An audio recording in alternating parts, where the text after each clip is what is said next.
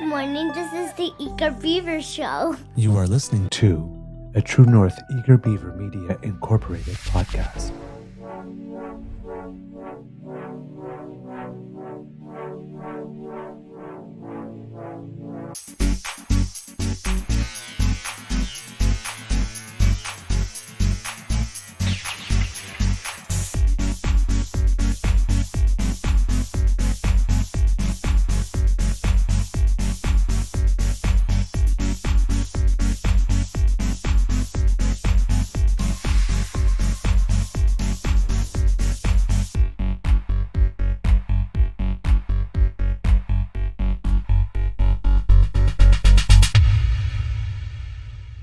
The True North Eager Beaver podcasts are proudly brought to you by our founding sponsors, the Misfit Mysteries from Corvid Moon Publishing, your source for science fiction, fantasy, and cozy mysteries featuring a broad diversity of characters, CanadianTarot.com, your uniquely Canadian online eclectic tarot community, and the Peppermaster, hot pepper sauces made from farm-fresh ingredients to thrill your taste buds and expand your mind.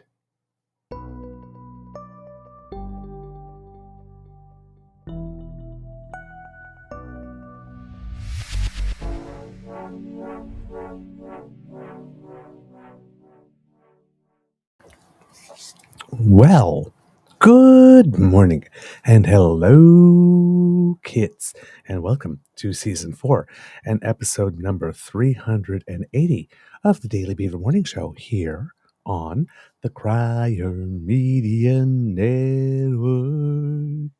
Yeah, a little extended version for you today. Today, recording date is Monday, May 13th, 2024.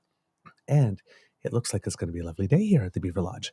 I'm your host, the Eager Beaver, pronouns he, him, hey, Mr. Beaver A.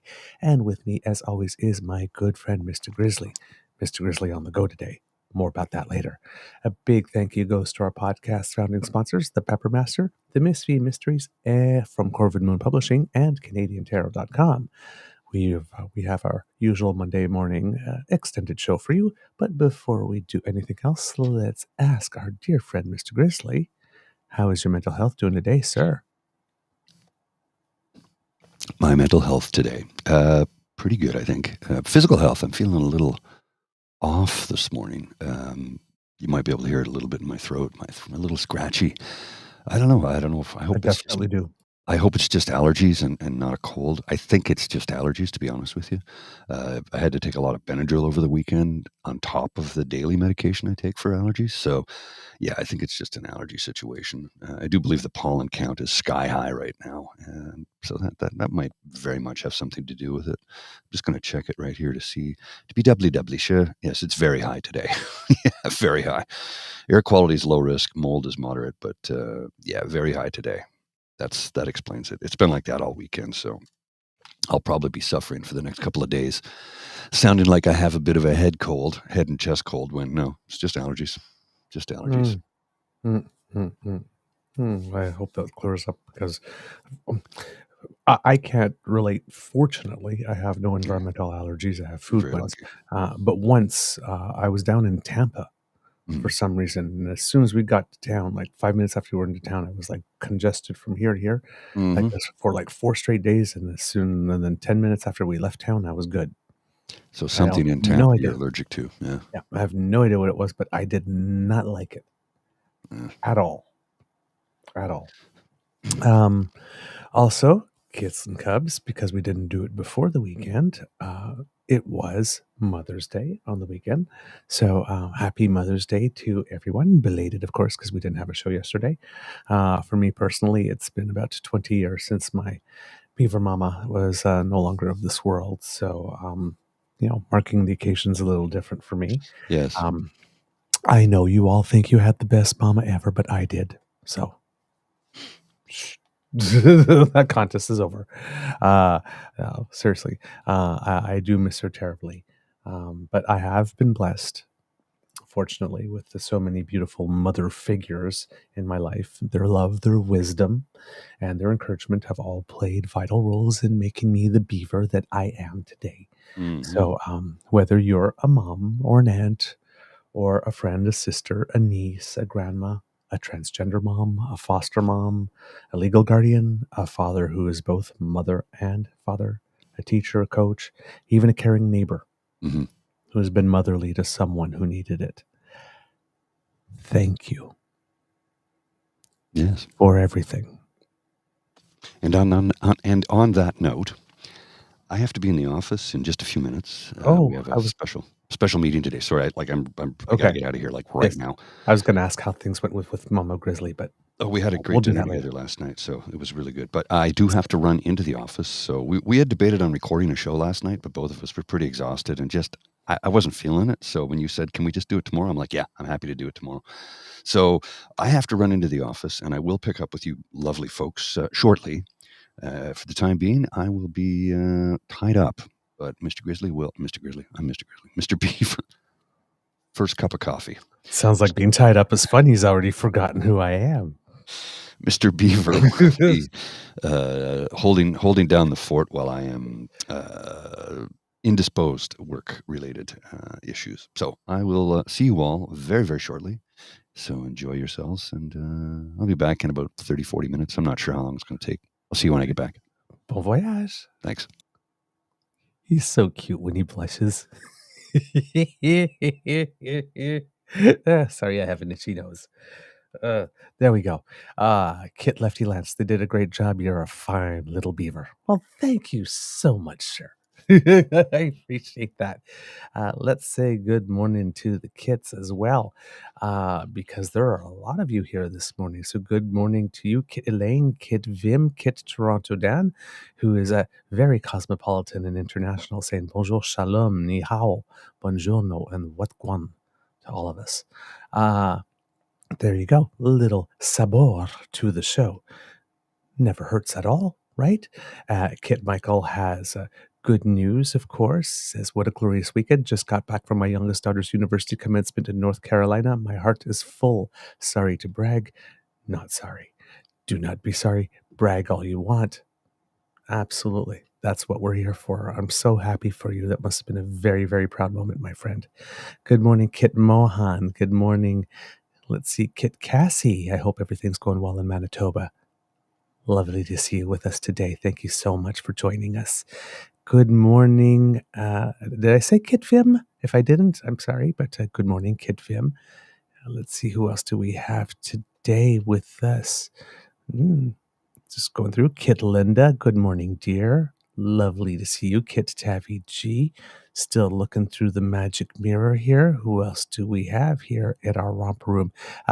Kit Super Kyle. Hello, my friend. Lovely to see you. Thank you for joining us this morning. Kit Carol. Hello. Nice to see you. Us. Kit Saucy is here with us. Kit Argosi Acres is with us. Good morning to you both. Kit Mr. Cal. Kit Jen. Lovely to see you as well. Miss Shadika, good morning to you and to all the family. We already said hello to Mohan earlier. And let's see, I'm sure there are more of you here on the chat. Mateo said, Miss Shadika says, I'm the best mom ever now. Mateo just said so. Oh, well, there you go. I guess it's been said. I have been vetoed by Mateo. That's okay. I'm good with that. And Kit Donna, good morning to you, my dear. Kit Donna's the last one to get in before we start with the show. All right. Thank you for joining us this morning. Had a wonderful weekend, and I hope you did too. In the news, I'm going to have to change the order a little bit because I thought I might have a couple of minutes with Mr. Grizzly here before he had to go, because a couple of the things that I have video clips. And of course, I need my dear friend and producer to be able to take care of that part. So we'll skip over that part, and we'll start today with wildfire news. When we started the show, the Eager Beaver, you will remember that if you've been with us from the beginning, the earlier days, we started during the midst of the COVID pandemic, and basically we started every show with the national coast to coast to coast COVID roundup. And it seems that probably for the next few months, we'll probably be starting most shows with the wildfire roundup, because the season has started, and if anything, this year is going to be anything like last year. And it seems it is, because we are in an El Nino year, and according to all the meteorological experts, the second year of an El Nino phase or La Nina phase is the worst one in terms of temperatures and intensity and all that kind of stuff. So, slated for this year will be a repeat of what we experienced last year. To that effect, one of the most affected regions in Canada at the current moment is northeastern British Columbia. Officials in Fort Nelson say that the Parker Lake fire, and that's the one that's what they're calling it, grew in size overnight between not last night, but the night before. And at that time was less than 4 kilometers from the town. That was as of 5 p.m. yesterday. And burning on all 3 sides of it as of 9 p.m., guessing that the 4th side is the lake here. Telecom services to British Columbia, Yukon, and Northwest Territories were knocked out for a while. Some of them had been restored, including the 911 service, but repairs were still ongoing as the fire worsened, so don't know how long that lasted or if it still is the case. They are relying on backup systems and broadcasters to get information out. Once again, Kits and Cubs, if you happened to know people who are in that area who might have to evacuate at some point or are currently in evacuation mode, and they need to maintain access to the latest information, but maybe don't have a lot of battery or bandwidth. If you are talking to them, please recommend to them www.cbc.ca/lite, L-I-T-E. That's a low bandwidth service that CBC, our national broadcaster, the one that PP wants to cut. But that serves us very well in states of emergency like this. It's a low bandwidth site where the articles that they have on CBC are all published, but without photos and graphics and video and that type of stuff. So it allows people to manage their cell phone data or battery when they still need to keep their phone open to keep updated to information, but don't have access to the ability to recharge their phone quite now. So please remember that. Again, www.cbc.ca/lite, L-I-T-E. Currently, now, there are 3 actual big blazes burning out of control near the community of Fort Nelson and the Fort Nelson First Nation. Fire is encroaching on the small town from all 3 sides, as I mentioned earlier. Reporters on the ground describe the air as being acrid and with smoke, and so much so that your eyes burn, and that basically the sky is gray right down to the ground. Thousands have been evacuated to Fort St. John, which is about 5 hours to the south, 4 to 5 hours to the south. About 3,400 people have already left. Evacuees are now being directed to Prince George because Fort St. John is pretty much full up. The mayor of the area, Rob Fraser, says that he's really proud of everyone. Quote, "We moved 3,500 people in 6 hours with no notice." And the mayor has been on his feet for days there, so he's doing a lot of good work trying to make sure that everybody leaves. Northeastern British Columbia officials are trying to get any remaining residents out because the fire has grown significantly. Cliff Chapman was with the BC Wildfire Service, and he says, if you are still in Fort Nelson or anywhere in the evacuation area or evacuation order of the Parker Lake wildfire, I encourage you to leave. The fuels are as dry as we have ever seen, he says. The wind is going to be sustained, and it's going to push the fire towards the community. Escape routes may be compromised, and visibility will be poor as the fire continues to grow. Ben Bulgen is a fire behavior specialist with BC Wildfire Service, and he says the next 48 hours will be challenging, giving forecasted westerly winds and extreme dry and volatile fuels in the area. Mayor Fraser is really concerned about the approximate 37 households who by around yesterday afternoon had stated that they are not leaving. That may have changed as the fire encroaches. He said yesterday that tonight is the last stand. The fire, unfortunately, was not helped because on Saturday, water bombers were not able to take off from Fort St. John to help.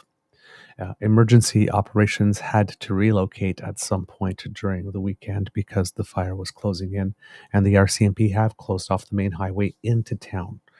People are seriously concerned that there will not be a town to return to in this case because, sadly, the weather forecast has winds picking up over the next while, 48 hours, picking up and expected to blow up speeds up to 40 kilometers an hour. And of course, well, wind helps spread fire. It's also fuel in this case. There's also major situations across the prairie provinces with flames nearing several population centers. As of about 9 o'clock yesterday, about 600 people were evacuated in northern Manitoba. Part of the highway in the Cranberry Portage region near the Saskatchewan border, which is near Flin Flon, has been closed.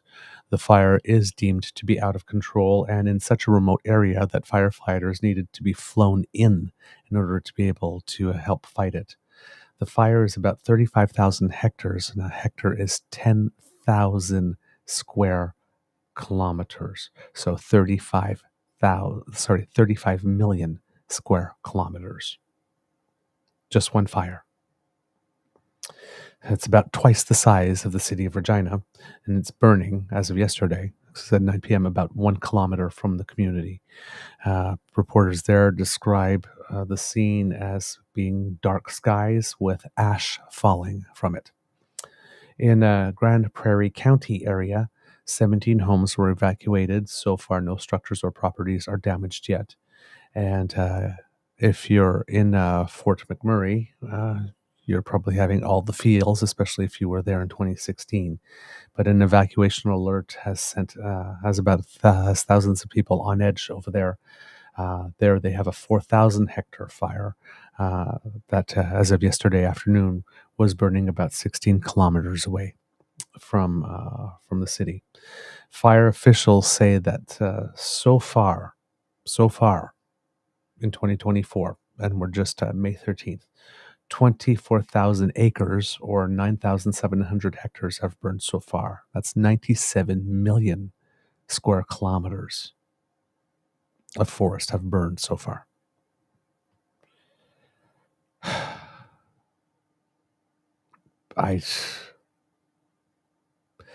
Mother Nature. It was Mother's Day on the weekend. Mother Nature. We have not been doing right by her. And she is letting us know we need to get our act together. But our thoughts and feelings of comfort are with everyone over there. Please do listen to the directions you are getting from officials. Do not be a hero. Do not try to stay. If sometimes these evacuations happen fast and you might decide you want to stay and things get bad and they don't have time to come around a second time.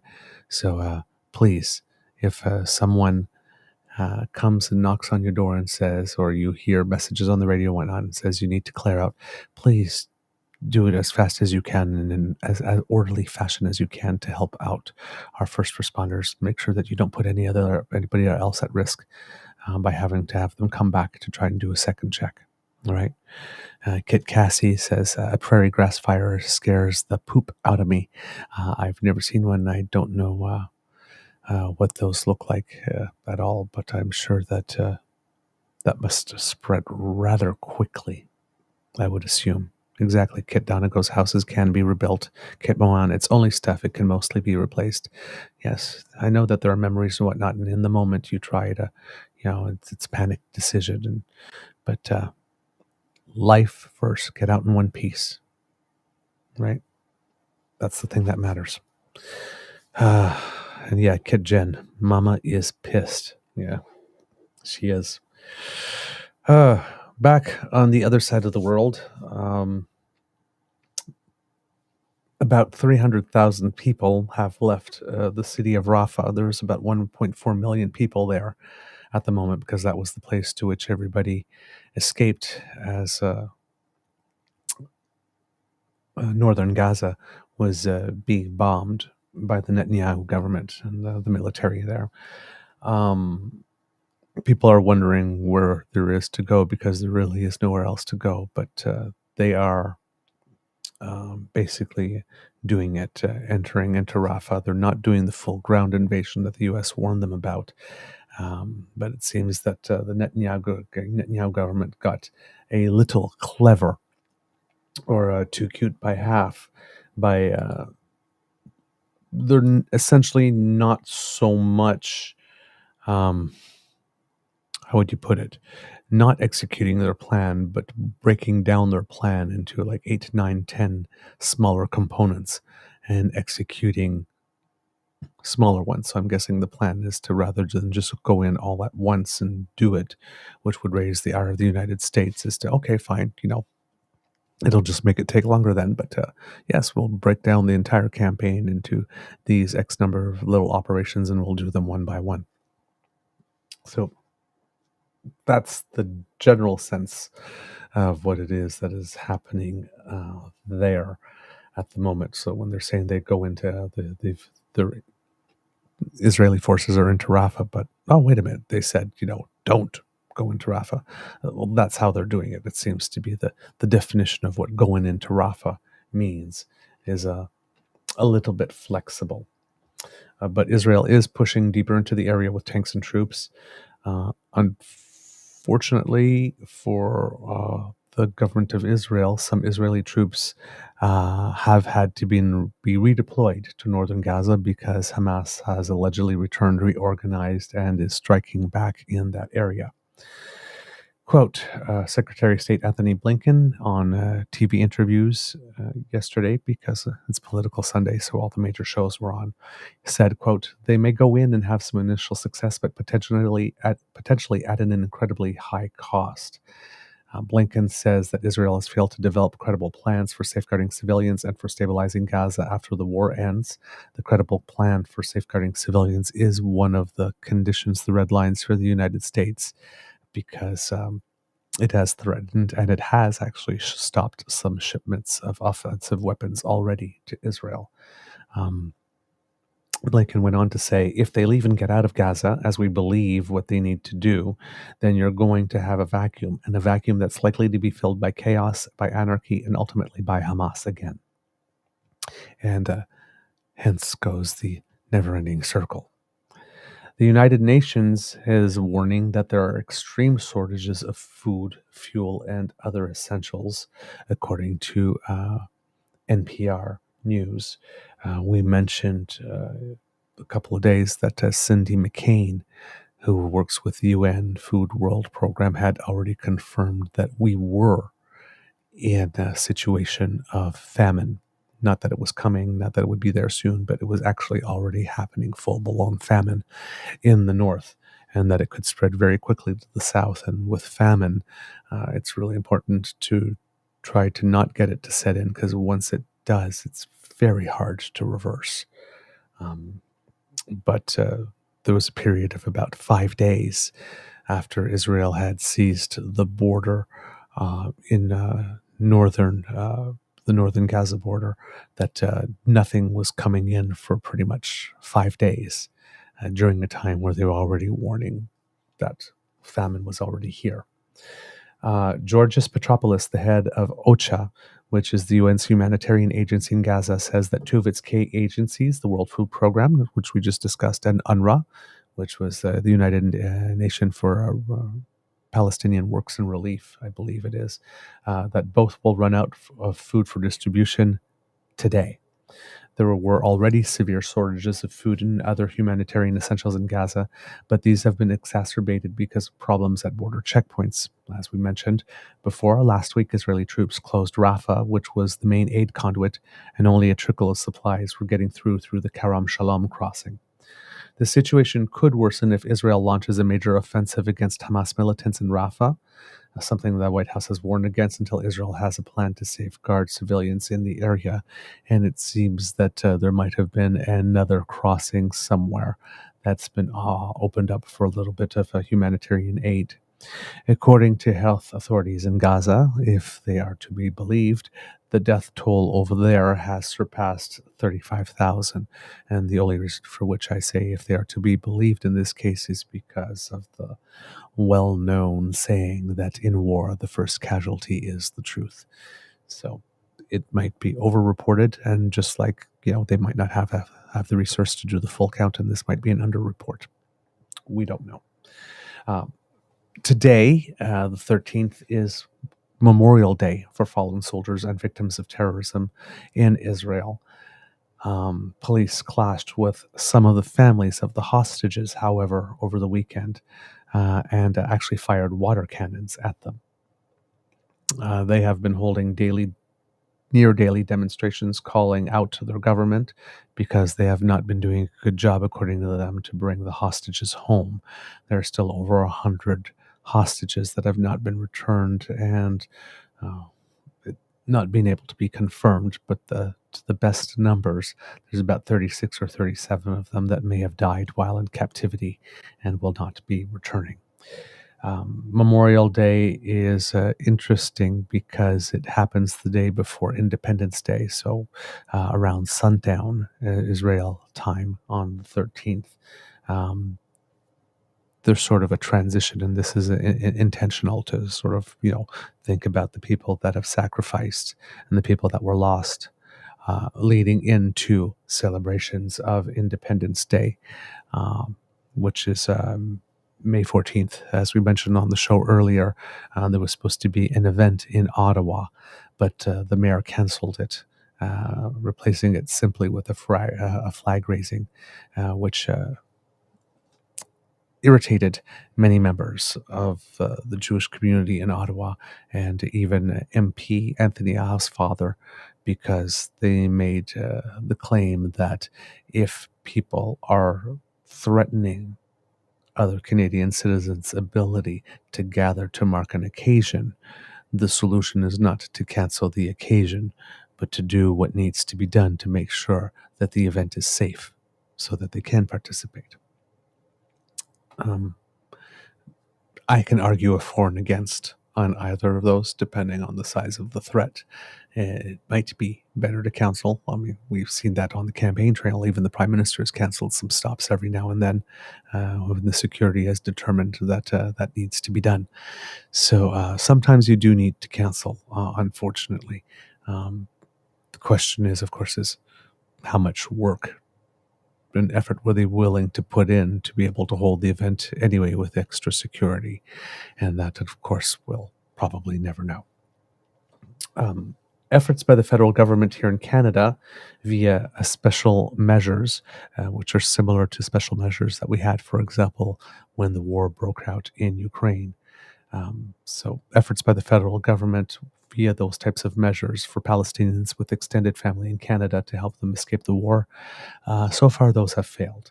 It seems that the main reason for which it has failed is not because of lack of effort from the Canadian government, but because Israel and Egypt are obligated to approve the names submitted to Ottawa. Well, basically, they've approved none.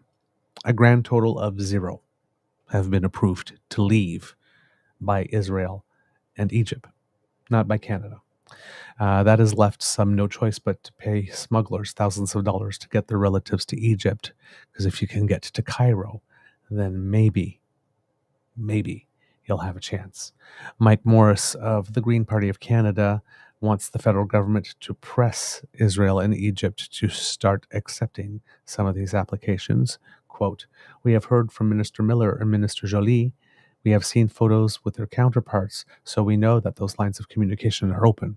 It's basically saying, I know you're out there. I hear you breathing. I see you meeting with them. Apply some pressure. LFG. Right. So that's basically what the Green Party's position here is. While Immigration Canada is discouraging people from getting to Egypt by unofficial means, it has, however, approved travel for 179 people who have managed to get there. And with regard to the college campus activities in the United States, more than 2,800 people have been arrested in the United States so far. And in Canada, I believe we mentioned on Friday that there was action taken in Alberta to dismantle one of these encampments, and which is causing some questions about how they got to that decision and who approved that and all that kind of stuff.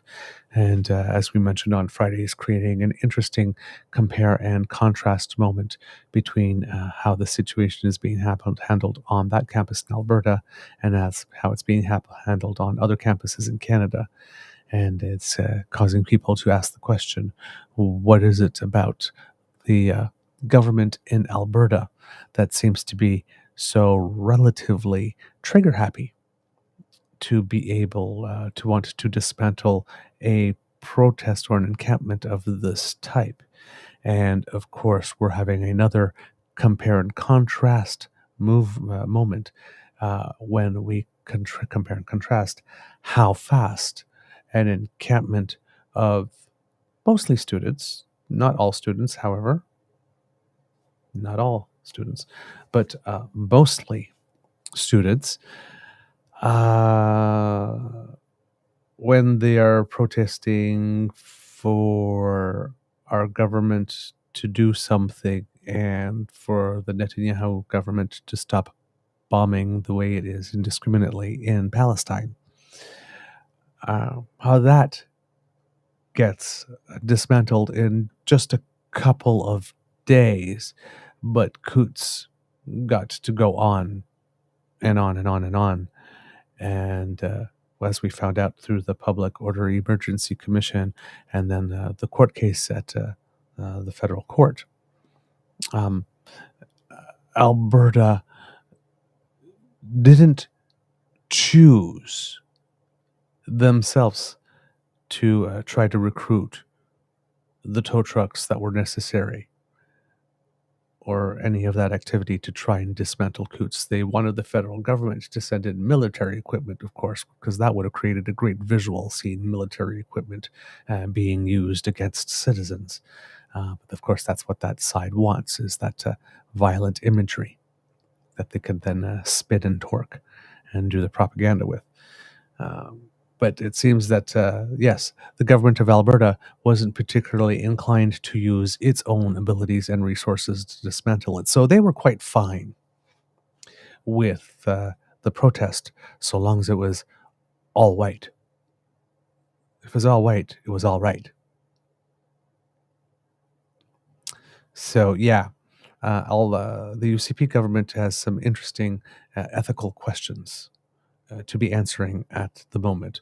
Why it is that Coot gets to go on for that amount of time and the government will not use all its resource to try and dismantle it versus this protest, and why this protest in Calgary gets dismantled in this way, whereas the encampments in other cities are allowed to continue so long as they are peaceful.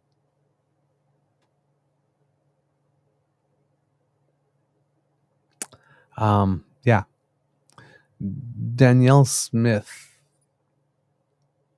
is, how would I say, not particularly an ally of democracy, it would seem in this case. So, yeah, there are going to be some questions, especially if we've seen some video, the police just kind of swooped in and just just tore everything apart. And as we mentioned, they came in with riot gear and they had flashbangs and gas and that type of stuff. So, I don't know. More to come, kids. Now, little changing moods to a little sports ball. Yeah. If you're watching the Stanley Cup playoffs last night, we had another match with the Vancouver Canucks defeating the Edmonton Oilers 4-3 to take a 2-1 series lead. So far, it's been a pretty darn good series. I mean, just very exciting hockey, high-scoring games. So, I mean, what's not to love here? And both teams are from Canada, so no matter who wins, everybody wins. I'm kind of pulling a little bit for the Oilers, though. It seems that there are more Canadian-born players on the team. Hey, you have to pick a reason to pick one over the other, right? And also, very, very positive news, Kits and Cubs, because once again, another weekend, another World Championship for Team Canada. Yes, my friends, my Kits and Cubs, this weekend was the World Para Ice Hockey Championships, or basically, as we call it in Canada often, sledge hockey. It was Canada versus the United States, as one would expect at this level. The United States was going for its fourth straight gold against Canada. So 3-time champions the United States were. Well, with 2 periods over, Canada was up 2-0. Our good friend Devin Haru brought it to my attention that this was going on, so I tuned in to watch the last period. It was exciting. Team Canada decided to switch into defense mode and basically tried to prevent the United States from scoring 2 or 3 goals in the last period. So most of the play was actually happening in Team Canada's zone, which was not the case for most of the match up until then, it seems. But Team Canada defended well. Team United States' number one scorer did give Team Canada a little pause for concern by scoring with fewer than 4 minutes left. But Team Canada was able to maintain the shutdown strategy and take the gold on home ice. So it's the first World Championship win since 2017 for Team Canada, for our sledge hockey team at the World Championship. Dominic Cozzolino and Anton Jacobs-Webb scored for Team Canada, and goaltender and Adam Kingsmill stopped 24 of 25 shots. Was very, very, very, very good at getting in there and smothering the puck when it was needed. Declan Farmer from the United States, he was the person I was talking to you about, managed to score that goal. Yeah, and he's apparently like one of the better players on the international scene. So this was the 7th time that Canada and the United States clashed for a gold medal in the final. The Americans beat Canada in 2018 and 22 Paralympic Games finals as well, unfortunately. So we'll probably fix that in 2026. So congratulations. Congratulations. That was Canada's 4th gold medal in the history of the tournament that has been taking place since 2008. And the very, very first World Para Hockey Championships were held in Canada for the first time in Moose Jaw in 2023. So there you go. So this was only the 2nd time, I guess, that we've hosted it as well. So congratulations, Team Canada. Very well done. And if you are a hockey fan as well, the PWHL, the Women's Hockey League playoffs are underway. And there was an absolutely spectacular match over the weekend, creating some history for the league. I mean, everything is history, but this is really history because they had triple overtime, my friend. Boston versus Montreal, and Boston, unfortunately, won the match. to take a 2-0 lead in the playoff series over there. But you imagine triple overtime?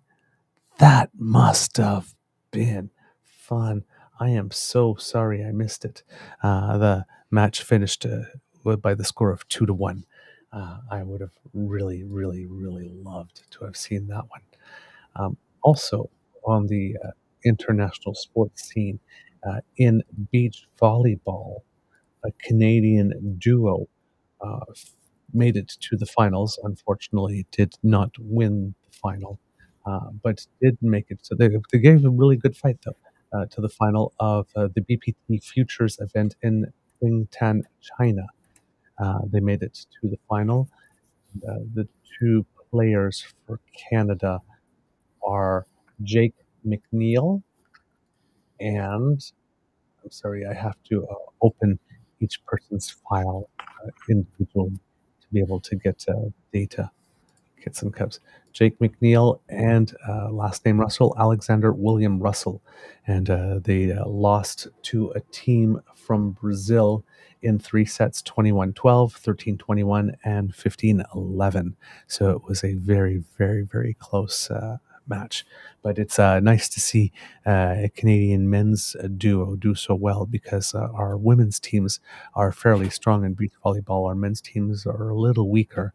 But early in the days of beach volleyball, when it just entered the Olympics, the men and the women were strong. I believe the men had taken the bronze at the Olympics in the inaugural beach volleyball tournament. So it's nice to see the Canadian men back on the global stage getting some good results there. So there you go, kids. That's what I have from the world of sports ball. Hello, Mr. Grizzly. G'day. How's it going? Nice to see you. It's going very well. Somebody stole my adapter, so I can't plug my mic in. I have to use my headset mic. Yeah, I don't know where it went. Somebody walked off with it. That happens sometimes. You know, I'm trying to find my adapter to plug. I have an external mic here at the office that I use for meetings, and I went to plug it in, and nope, it's not available. Yeah, no, somebody took my adapter, so I can't do anything, which is a little distressing, but it is what it is. Well, you are coming in clear, so we will take the win. That's good. Yes. Okay. Kid Toronto Dan, thank God Paul is wearing pants. Yes, because from that camera angle, we share a lot. All right, so this is what I was going to open up with, but we're going to do it now. That link isn't working for me. That link isn't working for you? No, it just gives me a search term for trending stuff. That's it. Okay, let's try. Oh, yes. Yes. I don't know how that happened. That shouldn't have happened. Try that instead. There we go. So. There we go. You know how we mentioned often that the Conservative Party of Canada, or just basically the Conservative movement in general, is not able to organize a clean race, whether it's leadership or party dominations. And we also mentioned with regard to the public inquiry on foreign interference, how we should probably be looking at the way party nominations go down, and maybe federal parties should just come to an agreement that they will let the provincial or the federal electoral body monitor these types of things just to make sure that things are on the up and up, because they haven't been.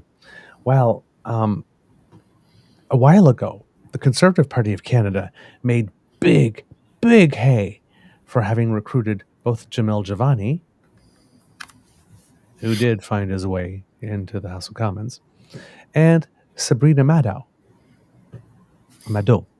who was a journalist for the National Post. And we came down a little hard on her because basically, as a conservative, her running as a conservative, we found it really interesting that she would be working for the National Post, which pretty much only exists still because of federal government subsidies, because, as we mentioned also previously on the show, they're terrible with money.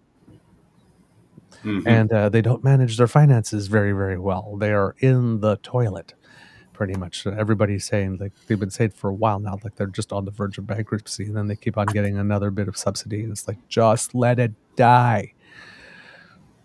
So she, because of the federal government's largesse with media, she was able to have a career in the first place in order to build enough profile in order to be considered maybe a star candidate in a nomination. But she was ungrateful. So she decided that she was going to take all of that free stuff that she accuses everybody else of getting and parlay that into a MP job for herself, where she would then just move to fully living off the public teat instead of partially. Well, and then the Conservatives made big deals about, hey, look at us, we're fresh, we're cool, we're modernizing, we're hip. Hey, young people, look at this. We've got a woman and a guy who's at least part black. Yeah. And we've got a guy who's part black who's not woke. Hey, how's about that? Don't come and tell us we have no diversity. It's like, here's a tip. If the skin colors are different, but you all think the exact same thing, the diversity is only in skin color, not in actually thought or ideas. Indeed. Just saying. So it seems that on May 9th, she posted a video announcing that she is suspending her campaign to be the next federal Conservative candidate and MP for Aurora Oak Ridge's Richmond Hill. With, quote, sadly, I no longer have faith in the election's integrity. Surprised but not shocked? Yeah. Mr. Grizzly, please roll the tape. 1 second, sir. Oh, Kid Saucy, bad time for a twofer joke. You can sit next to me. Today, I'm suspending my campaign to become the next federal Conservative candidate and MP for Aurora Oak Ridge's Richmond Hill. Living up to my values, why I entered this race to begin with, and my record of standing up for what's right leaves me no other choice. It comes down to this. I no longer have faith in the integrity of this election. Despite raising concerns to the Conservative Party nearly 2 weeks ago, despite submitting clear evidence of a corrupted process and potential legal actions taken by another campaign, nothing has been done. We asked again and again for action, but there's been no sign that a promised internal investigation is actually underway. No next step shared as we get closer and closer to a vote. Despite repeated requests, there's been zero communication to candidates or the riding's Conservative voters to make them aware of interference with the democratic process. Zero communication that my campaign has been the clear target of highly unethical and potentially illegal efforts to sway the vote. There's been zero meaningful reassurances to me, other candidates, or voters that this will still be an open and fair election. My campaign hasn't been the only one to complain. Others have as well. But I'll leave it to those candidates to decide if and when they'd like to make their concerns public. When voters reach out to say they feel harassed or that they don't feel secure voting, and those concerns continue to go unaddressed, anyone who's truly committed to freedom and electoral integrity has no choice but to act. As a result, I can't in good conscience continue to be a part of this process. This isn't something I ever expected to say, and it's frankly heartbreaking after 110 days of campaigning and making so many sacrifices to be part of a conservative movement I believe in deeply, one that values freedom, the rule of law, and a strong democracy. I never asked to be acclaimed, I never asked for preferential treatment, and I never thought this would be easy or that there wouldn't be bumps or attacks along the way. All I ever asked and got assurances of was that this would indeed be an open and fair nomination contest. This, right now, isn't that. I'd like to thank my dedicated team, as well as supporters, donors, and volunteers who believed in my mission and gave so much of themselves to it. I also couldn't in good conscience continue to ask you to contribute to a corrupted contest. The voters of Aurora, Oak Ridges, Richmond Hill deserve to democratically choose their next Conservative candidate and MP. They deserve to know when there's been a breach of trust. They deserve to feel safe voting. I hope they still get the chance to. I call on the Conservative Party of Canada to secure our democratic nomination process, protect our values, and stand up to corrupt campaigns that show disdain for both.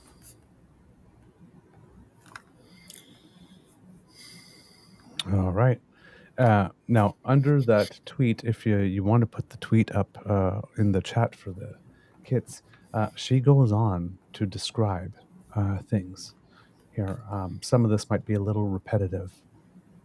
She says, despite raising concerns to the Conservative Party nearly 2 weeks ago, despite submitting clear evidence of a corrupted process and potential illegal actions taken by another campaign, nothing has been done. There has been no evidence that a promised internal investigation is actually underway, no next steps shared. Despite repeated requests, there has been zero communication to candidates or the riding's Conservative voters to make them aware of interference with the democratic process. Zero communication that my campaign has been the clear target of highly unethical and potentially illegal efforts to sway the vote.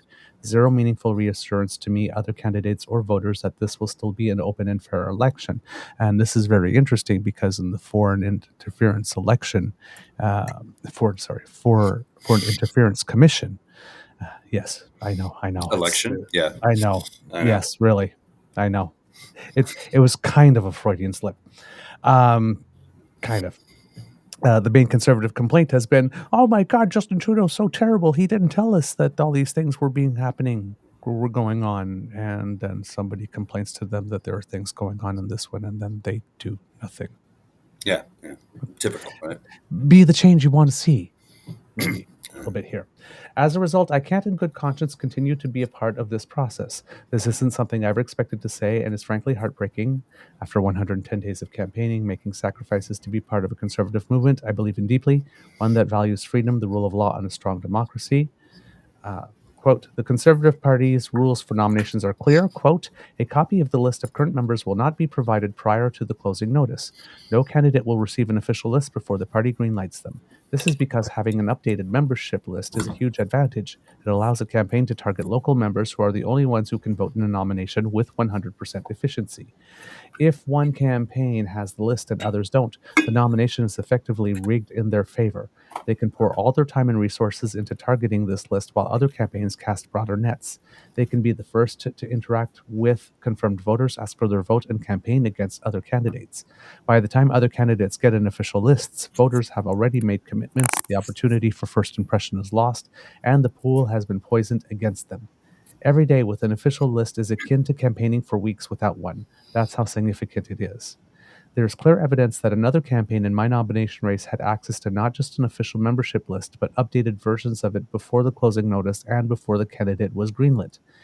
They didn't just have access to the list of members at the start of the contest, but were being updated with new members' names and contact information as other campaigns made sales. This is blatantly against the rules.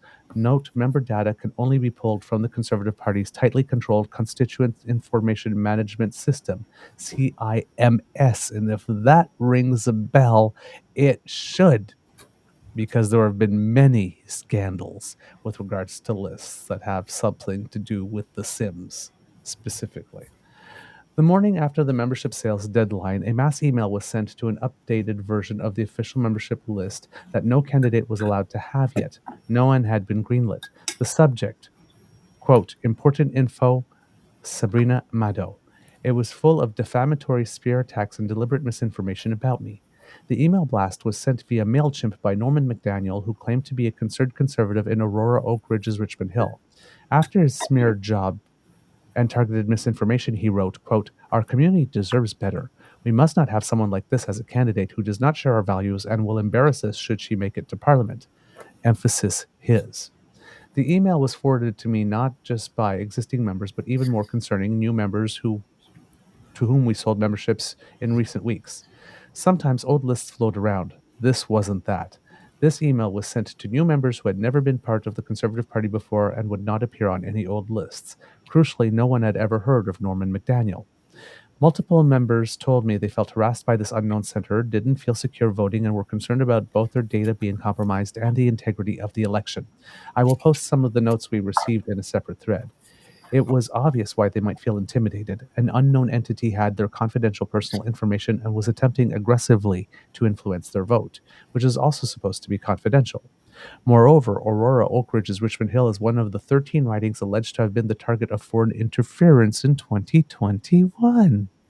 Interesting they say that, eh? Multiple members filed complaints with the Privacy Commissioner, Elections Canada, and complained to the Conservative Party.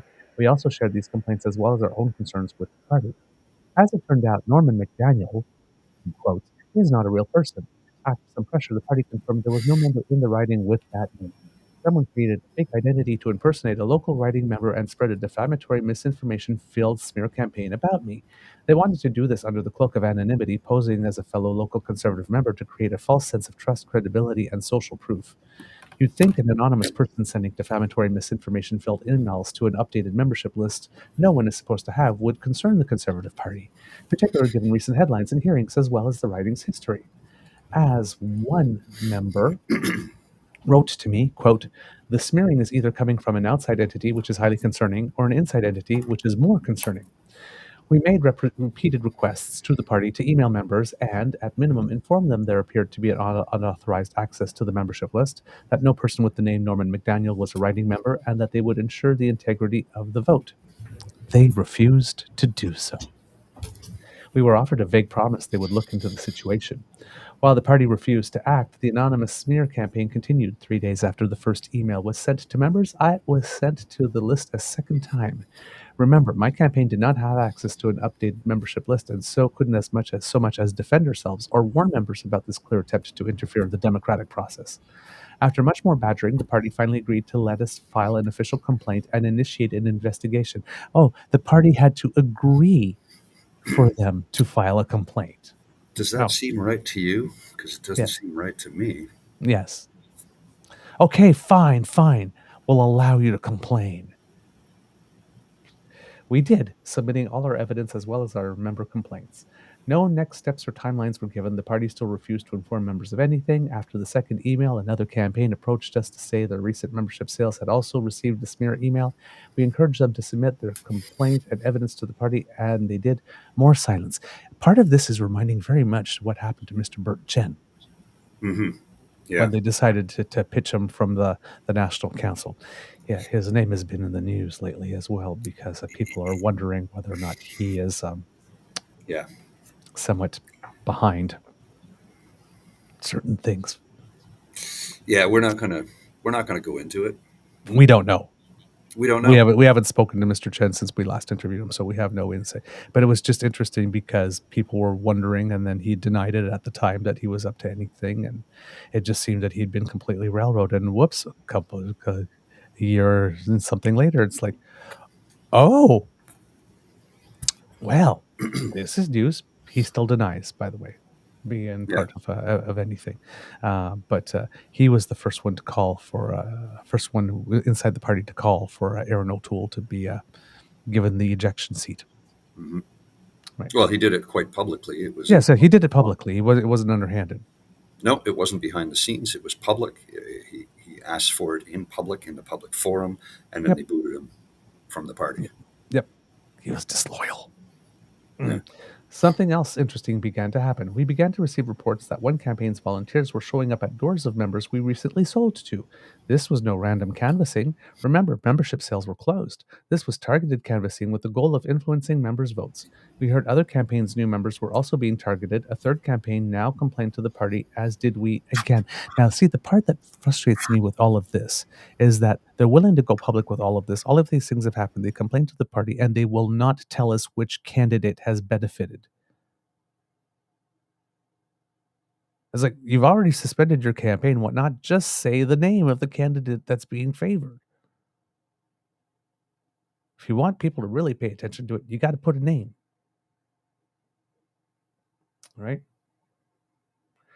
We always had our suspicions, but it was now pretty clear which campaign had an updated membership list and was behind the smear attacks. Moreover, volunteers showing up at these doors were using near identical talking points as Norman McDaniel in his emails. Still, the party did nothing. Here I will drop a couple of relevant sections from the criminal code. Identity fraud, 403, I guess 403, section 1, I'm guessing. Everyone commits an offense who fraudulently personates another person, living or dead. A, with intent to gain advantage for themselves or another person. B, with intent to obtain any property or an interest in any property. C, with intent to cause disadvantage to the person being personated or another person. Or D, with intent to avoid arrest of prosecution or to obstruct, pervert, or defeat the course of justice. Also, false information. Everyone commits an offense who, with intent to injure or alarm, let's try that again. Everyone commits an offense who, with intent to injure or alarm a person, conveys information that they know is false or causes such information to be conveyed by letter or any means of telecommunication. So she's basically saying crimes have happened here. She hasn't all outright said crimes are happening here. She says, but let me point out some relevant sections of the criminal code that might be in play here. Credible evidence and suspicion that a candidate was guilty of not just breaking the party's nomination rules or engaging in highly unethical conduct, but potentially committed a criminal offense should obviously be taken incredibly seriously. Candidates have been disqualified for much less. Instead, the candidate whose campaign we suspect was greenlit by the party on Monday evening, I was also greenlit that night. Now, nearly 2 weeks after the first email went out, there have been no updates on the investigation, still no steps or timelines given, and no communications to voters or candidates about the matter. As a result, it's impossible to have faith in this election's integrity or that it will be an open and fair nomination. Without action by the party, the democratic process has been irrevocably corrupted and rigged in one candidate's favor. And then she goes on and says, I'd like to thank my team. And she ends with the call that she made in the video for the party to secure the democratic nomination process. The communications person for the Conservative Party of Canada, Sarah Fisher, she of boxed water and thinking that the sounds of honking trucks are beautifully melodious. So didn't really take kindly to Sabrina Mado actually making that comment, posting on Twitter. The allegations Sabrina Mado made are completely false. The Conservative Party received a complaint from her campaign about emails being circulated to members in the riding, highlighting things Miss Mado has written and said in the past. It's common for the party to receive complaints from nomination candidates about their competitors over suspicions of wrongdoing and the use of lists. In fact, we received a complaint about Miss Mado's campaign sending out an email to current and former members of the party when she should have not had access to a membership list. So, basically, she is saying that you did it too, but offering no proof of that whatsoever. That it's, oh yeah, we get complaints like this all the time. You shouldn't. That should be a sign that your organization is rather sloppy. And then she's claiming, of course, they're false without offering any proof. And for me, I'm sitting there going, we'll prove it. Because as far as I'm concerned, from where I sit, the Conservative Party of Canada showed many times that it is simply incapable of running a clean race. So from where I sit, even though I'm not a fan of either of these two parties or these two entities involved in this scuffle or dispute, until the Conservative Party of Canada can present proof based on track record alone, I have to believe Sabrina Mado. Here. Yep, Kit Mystical claiming she should not have had access to the list, but going on, but saying nothing about the person who did. Yep. Well, of course, she's denying. Right? She's denying that the lists were ever handed out. And that makes the end part. In fact, we received a complaint about Miss Badeau's campaign sending out an email to current and former members of the party when she should not have had access to a membership list.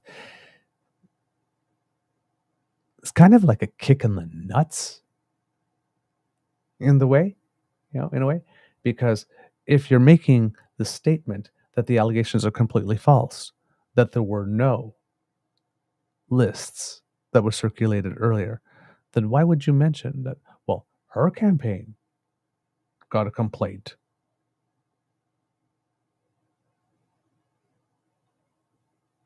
about using a list that apparently was not circulated according to Sarah? So why would you mention it?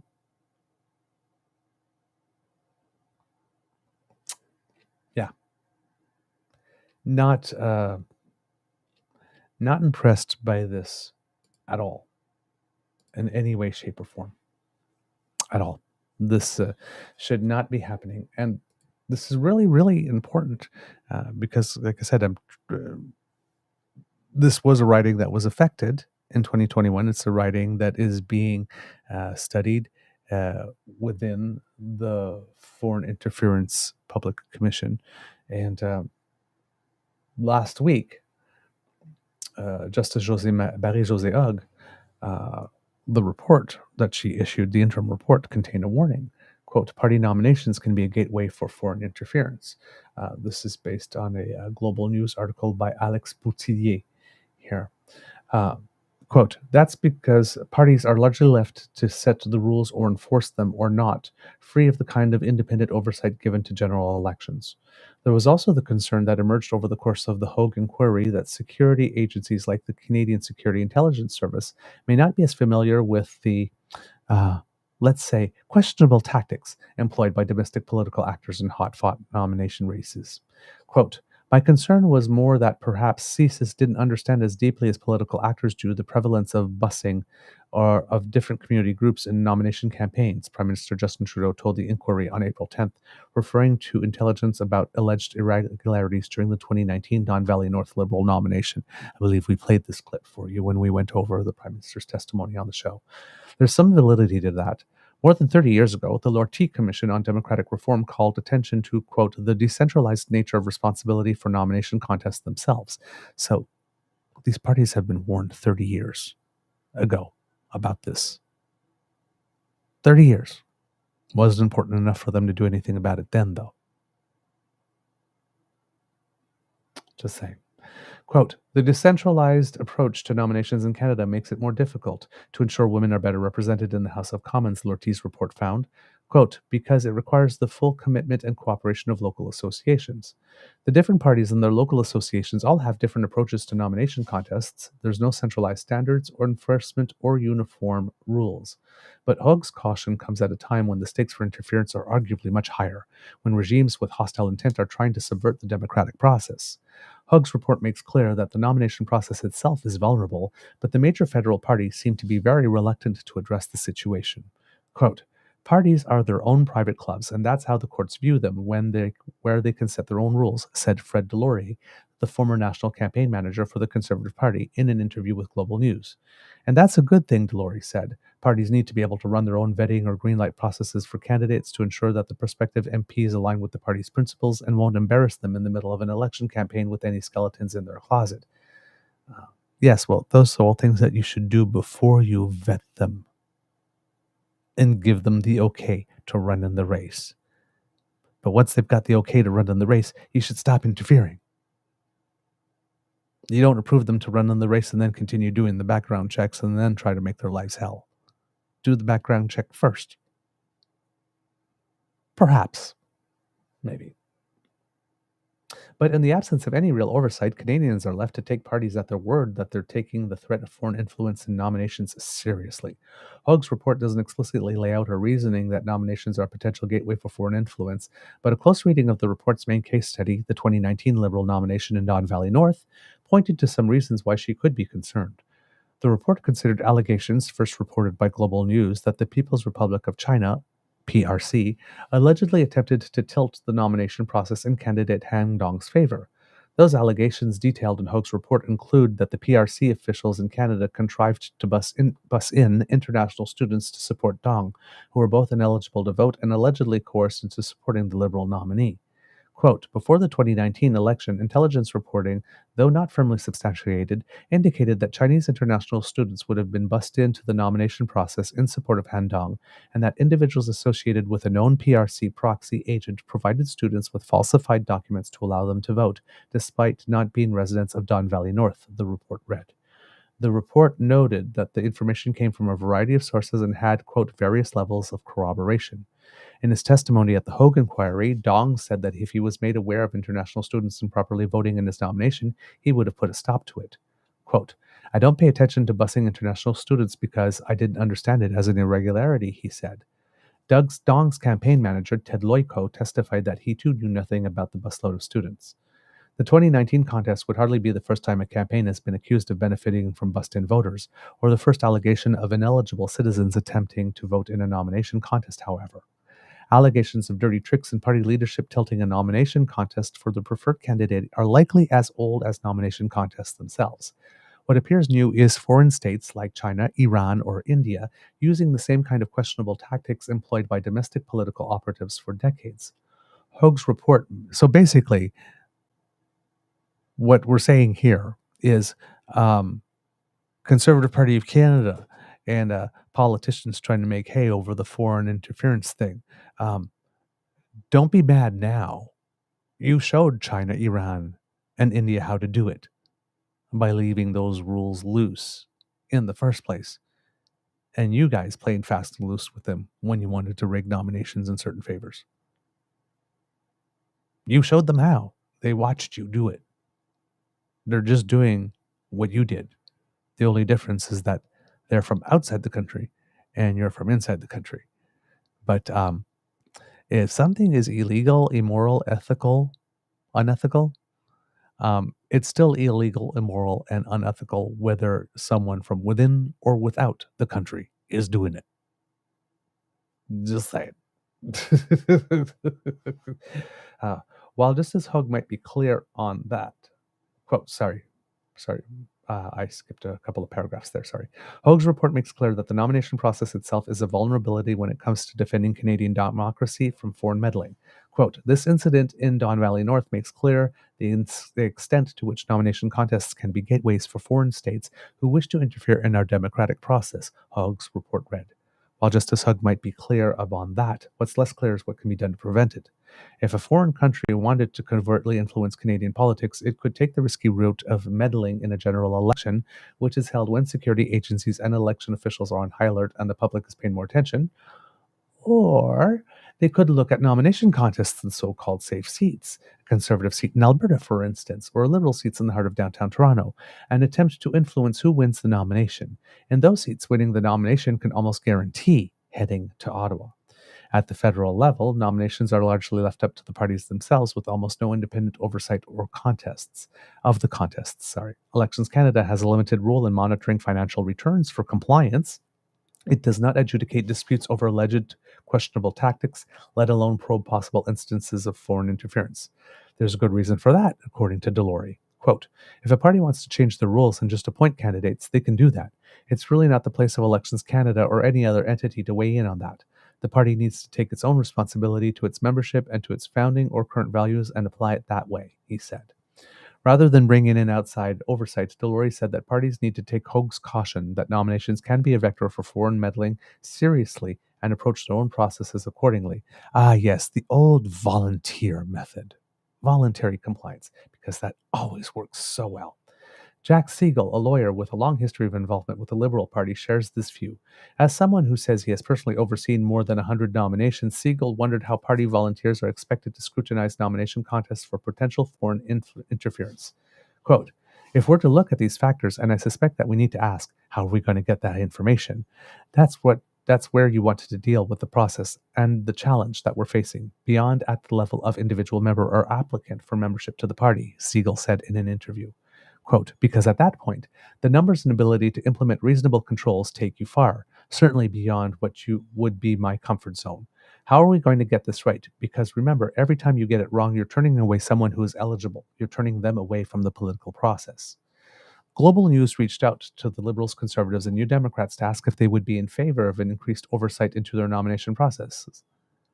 None of the parties addressed that question. Gee, I wonder why. A Liberal Party spokesperson claimed in a statement that the party had the, quote, most robust nomination rules in Canadian politics. Quote, all of our candidates who have taken part in an open nomination contest have been nominated by local registered Liberals in processes that have been fully in line with all of our national nomination rules and that were in place at the time of their nomination.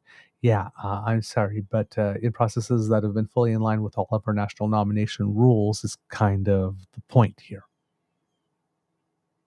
The national nomination rules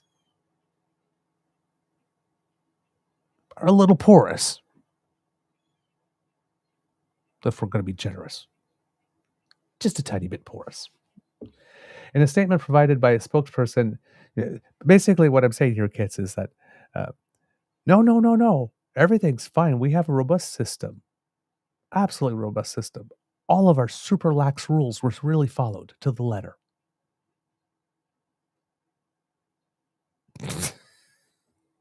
It's just, come on, man.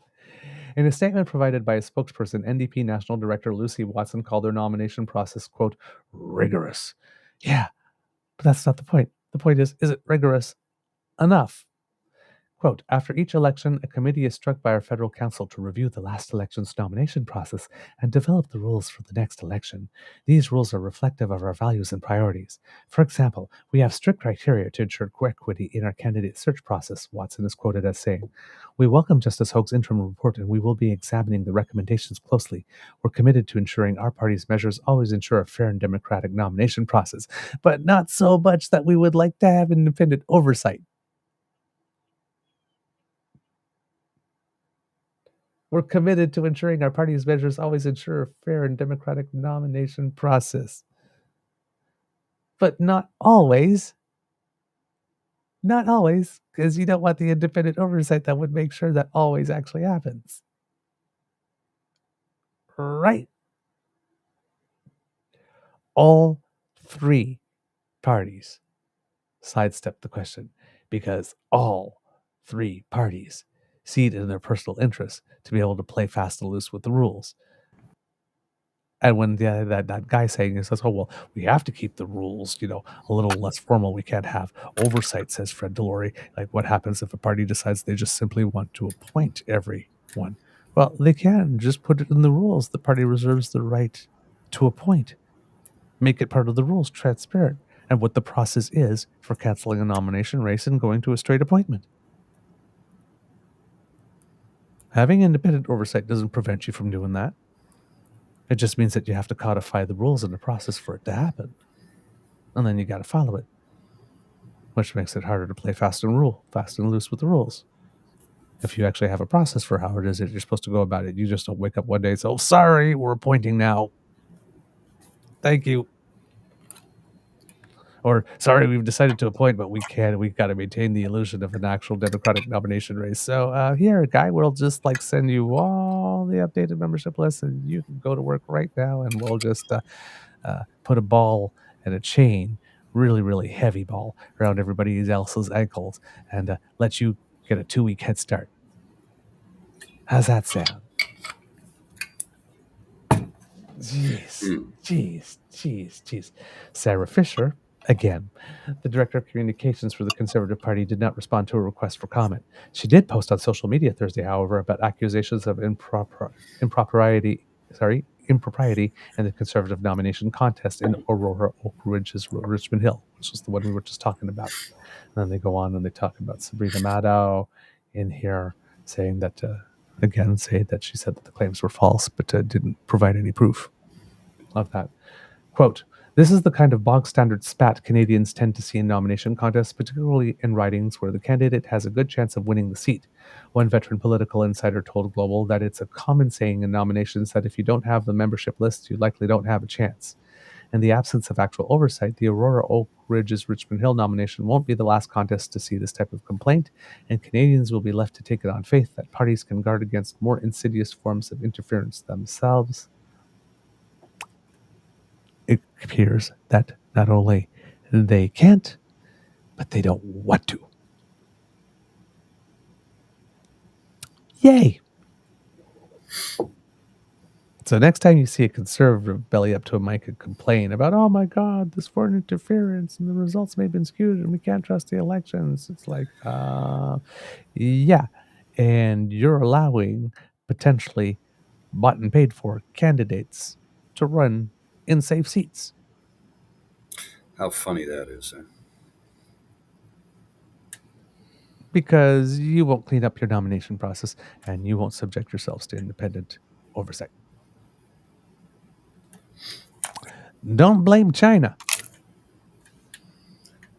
I'm saying, hey, listen, I understand that it's Canada, and you should have the right to leave your house with the doors unlocked and the windows all open for a 2-week vacation and expect everything to still be there. But your insurance company isn't going to care if you didn't lock the doors. You left all the windows open and then you just left. They're not going to settle your claim. You didn't do the minimum to protect yourself. The door came with a lock. The windows came with a lock. The windows go up and down. You close the windows, you close the doors, and you lock them. Mm-hmm. There's a minimum amount of responsibility. Yeah. So basically, the federal parties, when it comes to their nominations, which is like this huge gateway for all types of shenanigans, we need the flexibility to be able to maintain. We need to keep that way because we need the flexibility to make sure that our races are true races. Yeah. Again, tons of real estate on the North Shore of Alberta and Saskatchewan to sell you.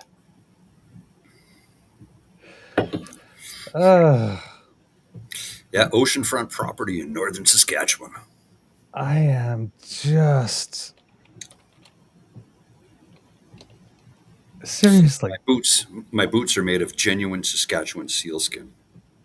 You may have missed it, Mr. Grizzly. I'm not sure if you were able to hear, but it seems that Global asked all three parties.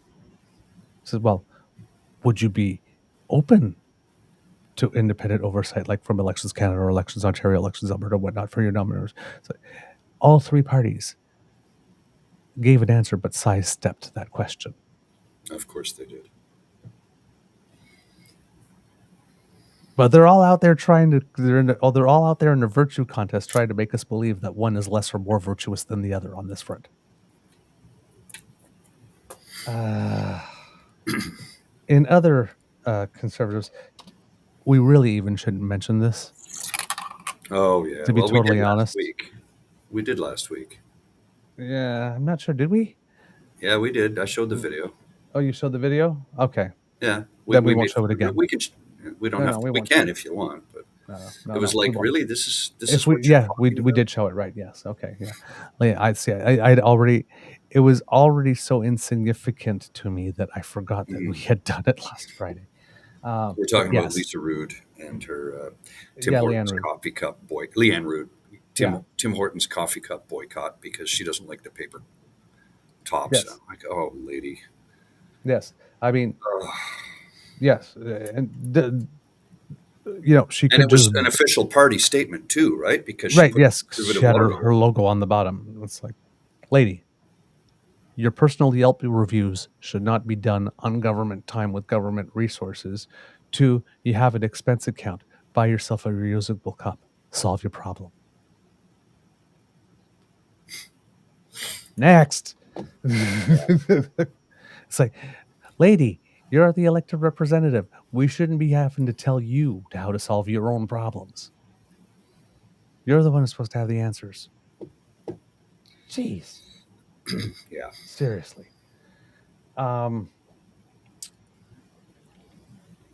Friday, before we left, after we left the show, I should say,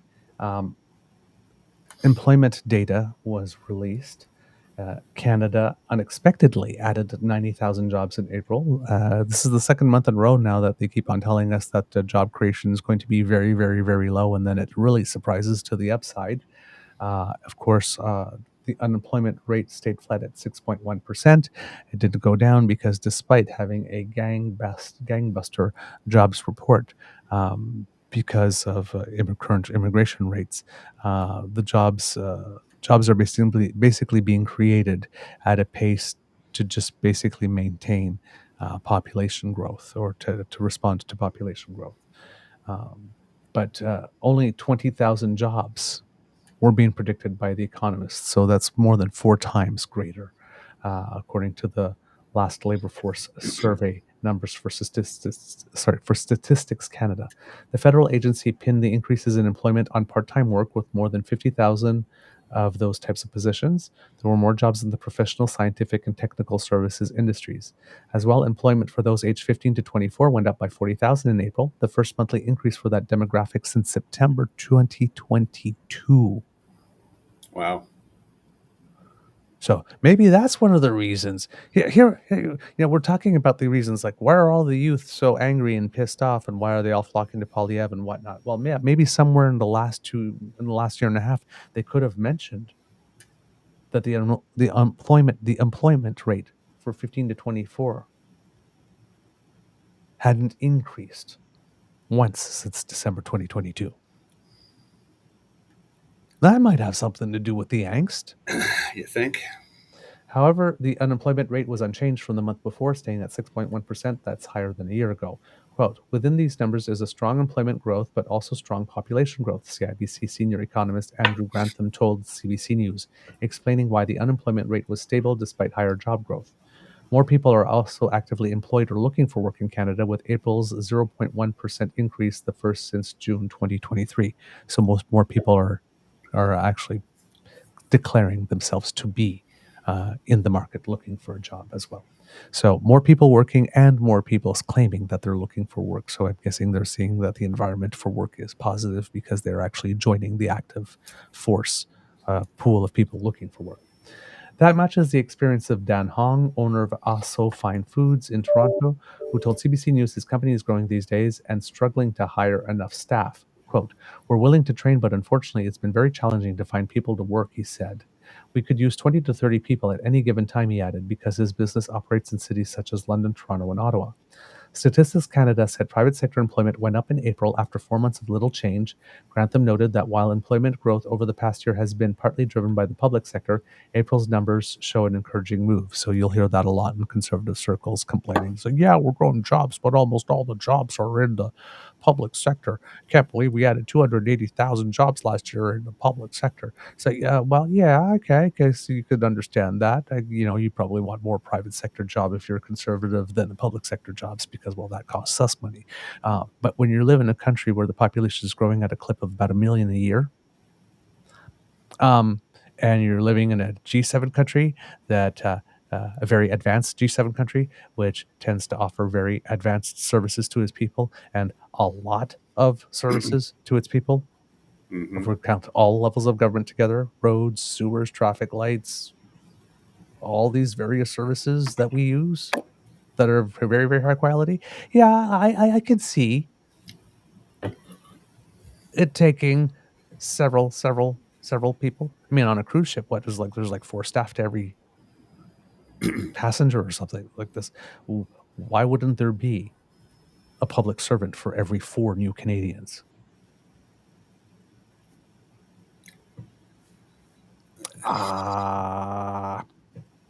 Yeah. Of course, there's more more people to serve, more public servants. Yeah, it kind of goes hand in hand, right? Right. But this time around, we did see quite a significant increase in private sector hiring, which was good news from an economic point of view. Pardon me, I have to cough. Okay, you do that. The employment rate, or the percentage of the population that's employed, was also steady at 61.4%, which StatsCan pointed out comes after 6 consecutive months of drops. That rate was also nearly 1% lower in April 2024 than the year before, as population growth in Canada was higher than employment growth. These numbers come after a loss of 2,200 jobs in March, with that month's unemployment rate showing the largest increase since summer 2022. Grantham said that for the majority of people, this data is good news because the country is adding jobs, but measures that contribute to inflation, such as wage growth, are starting to come down. Average hourly wages went up to $34.95 an hour. That's a 4.7 increase compared to April 2023. However, that's a lower increase than March, which saw wages jump 5.1%. It's true, but considering that the last time we did core inflation, it came in at 2.9%. Wages are still growing 1.6 faster than inflation at the moment. So we are still in the phase where we're catching up a lot of the ground that people lost. A lot of them are making them up with a wage increases now at this point, which is good. The Bank of Canada will be taking this report into account as it determines whether it will change interest rates in a decision next month. People are sort of going back and forth. There doesn't seem to be any full consensus in the economic sector, in the banking sector, whether or not this is going to lead to a rate cut in June or July instead, a little bit of a delay. Because these are strong numbers for job creation, and the Bank of Canada is trying to get unemployment to go up a little bit so that there's less money sloshing around the economy and it's not as hot. But if on the economic side, right, we had mentioned the other week that the governor, Tiff Macklem, had said, things are going pretty well, and it's looking more and more and more like we are actually going to hit that soft landing that everybody has wanted. So with low economic growth, below 2%, sometimes maybe even below 1%, but like below 2%, wage growth that is decreasing, even though it is still higher than inflation. Job numbers that are good, but not good enough to lower the unemployment rate. All of those things are things that the bank does want to see in order to drop interest rates. So from my perspective, it's looking pretty good for now that a rate cut will come in June, but we'll have inflation data come on the 21st. And if inflation in Canada starts going up again, like it has been going up in the US for a little while, because there was a while where the US had a lower inflation rate than we did. And now it's the other way around. Ours is at 2.9 and theirs is at 3.6. So, and we already have a deviation on the interest rate with the central bank. We already have a quarter of a point deviation as it is right now. So, and economists are saying that we can go to a maximum of probably about 1 full percentage point before it starts having negative impacts on our dollar. So we'll watch all of these things. CBIBC's Grantham said the central bank could still cut rates in June, even with job growth being stronger than expected, though economists from other institutions such as Citibank are projecting a July rate cut. Specific what I said here. So June or July, everybody was pretty much certain that it was going to happen for June for sure. Now there is more people claiming maybe it'll be another month more. But you have people on the other side saying like, hey, Tiff Macklem, you waited too long to start raising the interest rates in the first place. Don't wait too long to bring them down. So there's no real consensus. It's not like 80% of the market is saying, yeah, June for sure. But so far, it seems that things are still on track for sometime this summer. In the United States, they are not. That's been pushed back. It seems that they're more on track for probably November. But right now in Canada, the consensus still seems to be probably 3 rate cuts before the end of this year at some point. Oh, that'll be interesting. Yeah. Did you It'll see? Be needed. Did you see the tweet that was brought back up from Melissa Landsman? A couple days ago.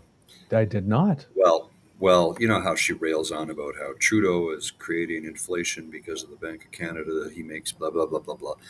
She had a tweet from 2015 when they said, what can you do about the interest rates? He goes, we have a hands-off approach. We don't touch the Bank of Canada. They set the interest rates on their own. It has nothing to do with us. So when she's in power, the Conservatives were in power. That's how it was. But if the Liberals are in power, they're the ones setting the rate, which we all know is a crock of.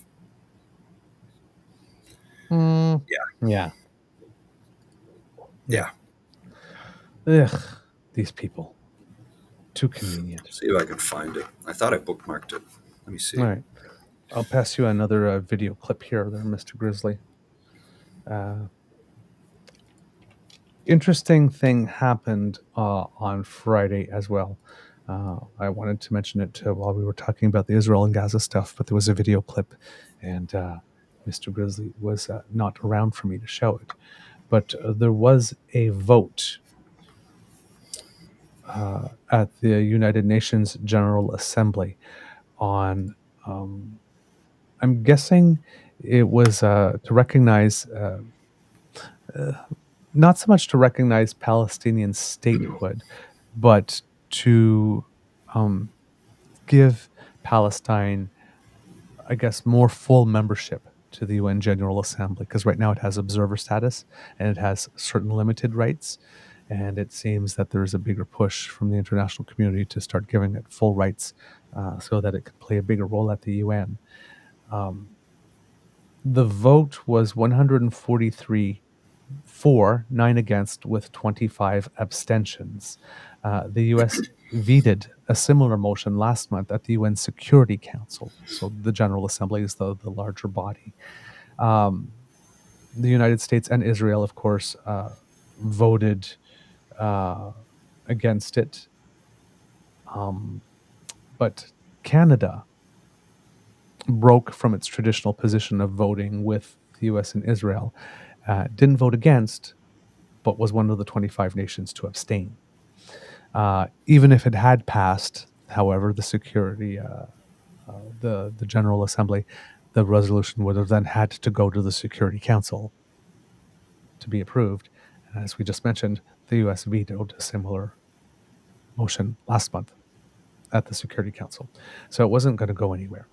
But Primetime Politics covered it, and I want to play you the bit of the report and the section where they have a very lengthy quote from our ambassador to the UN, Bob Ray, explaining what Canada's position is, because a lot of people in the press saw Canada abstain and said, "Oh, you cowards," and blah, blah, blah, and all that kind of stuff. And it's like, again, if you say Canada abstains and disassociate it from anything else, you might think they're a coward.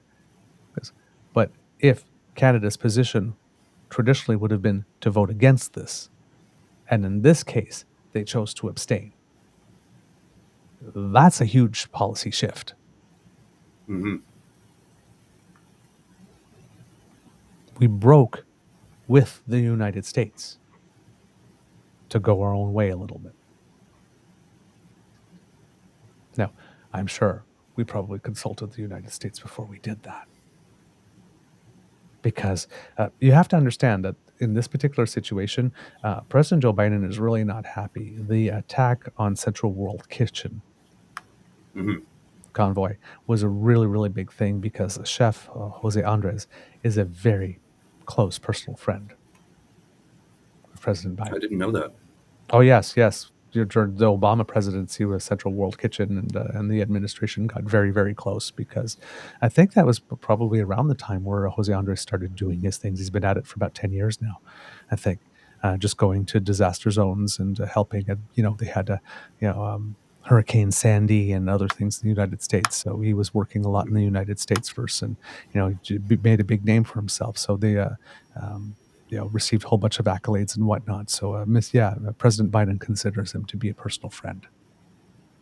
All right, let's see the report, Mr. Grizzly. Okay, just a second here. Since the new software update, things are not working like they once Hello, did. everyone. I'm Michael Serapio. The General Assembly of the United Nations voted overwhelmingly on Friday to grant the Palestinian delegation full membership to the global body. Oops, apologies, Kits, because we're doing remote. The United States vetoed a similar move last month at the... We're getting pauses now and then, as you can hear. I think that has to do with the feed. The UN Security the Council, feed. but in the Assembly, Oh, come on. It's not my... 143 countries voted in favor of the Palestinian bid, and only 9 countries voted against it. The nays included the U.S. and Israel, but Canada broke away from its traditional allies by choosing to abstain. Take a listen now to Canada's ambassador to the UN, Bob Rae, as he outlines this country's reasonings. Mr. President, an immediate ceasefire is urgently needed. Hostages must be released. Rapid, safe, and unimpeded humanitarian relief must be provided to civilians. Israel should refrain from further military operations in Rafah, which are already bringing devastating humanitarian consequences. Canada's approach to this crisis and to this vote today is guided by three key principles. The first is that Israel has the right to exist and to defend itself in accordance with international law. Second, that the Palestinian people must be able to realize their right to self-determination. And third, that the protection of civilians everywhere, not just on both sides of this conflict, but in all conflicts everywhere, that protection is paramount and a strict requirement under international humanitarian law. As the General Assembly has considered granting additional privileges for the Palestinian delegation at the United Nations, recommending that the Security Council reconsider full United Nations membership for Palestine, Canada has decided to abstain today. Let me explain why. We agree with confirming the enhanced participation of Palestinian representatives in the UN. And I must say personally, I have appreciated the flexibility that the Palestinian delegation has shown in finalizing this resolution. We had good, fair, frank, and detailed discussions, and I think they have produced a better resolution as a result. But we still have concerns with this resolution despite best efforts, hence our abstention. It goes too far in determining that Palestinian statehood and a right to full membership has actually, on the ground, in reality, as opposed to in aspiration, that this has actually been achieved. The other fact which we must come to grips with, that Hamas, which many states, including Canada, consider to be a terrorist organization, a view that is totally confirmed by their behavior on October the 7th, it currently controls areas in Gaza, an essential part of the territory of the future state of Palestine. Hamas continues to hold hostages, has yet to lay down its arms or end its violent opposition to the existence of Israel. All Palestinians deserve to be led by a legitimate and representative government without the participation of a terrorist organization. At the same time, the Netanyahu government has made clear in its words and in its actions that it rejects the two-state solution. Illegal settlements and settler violence in the West Bank are growing at alarming rates, often with impunity.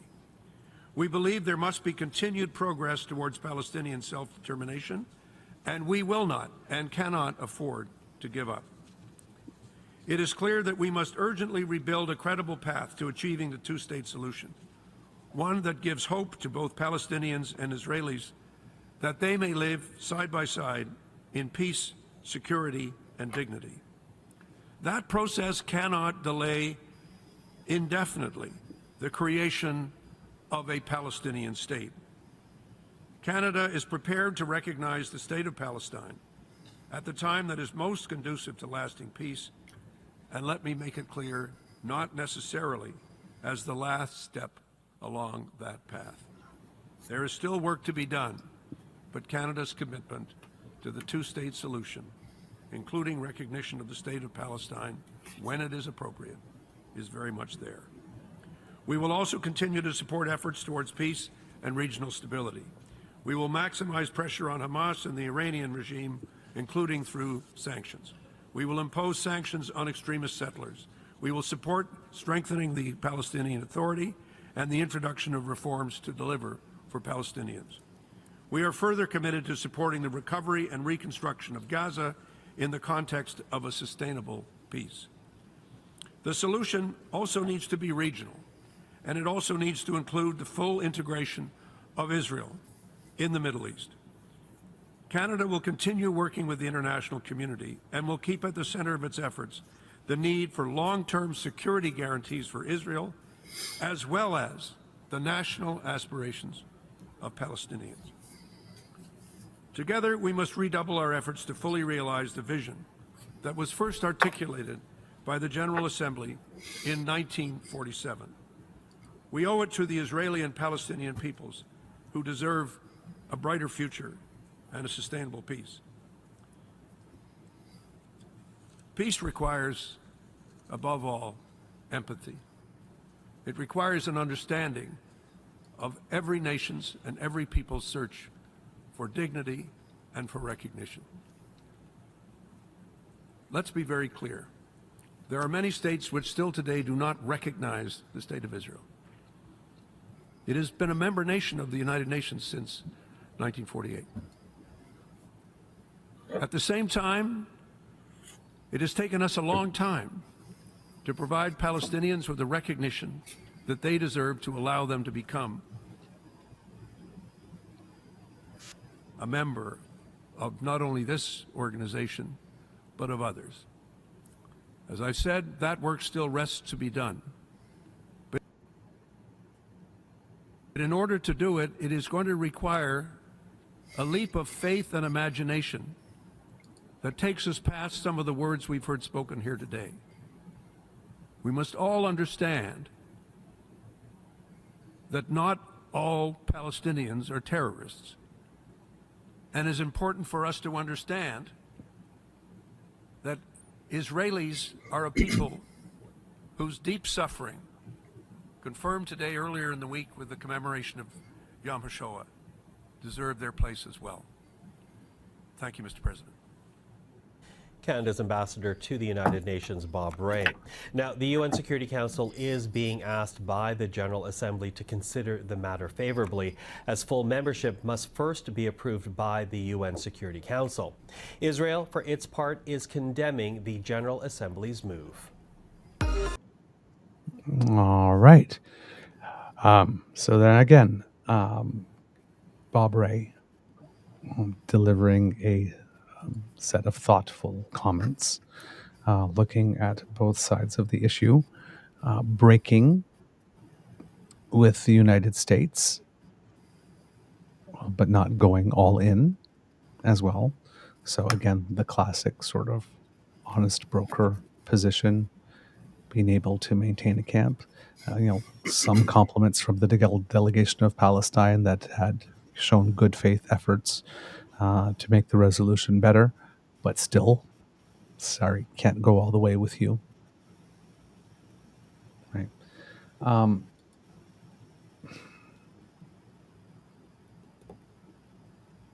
It's a position that's going to make a lot of people unhappy. Oh, yes. Okay. Should have gone all the way. You're a coward, whatnot. But just remember where we started from. This is a step.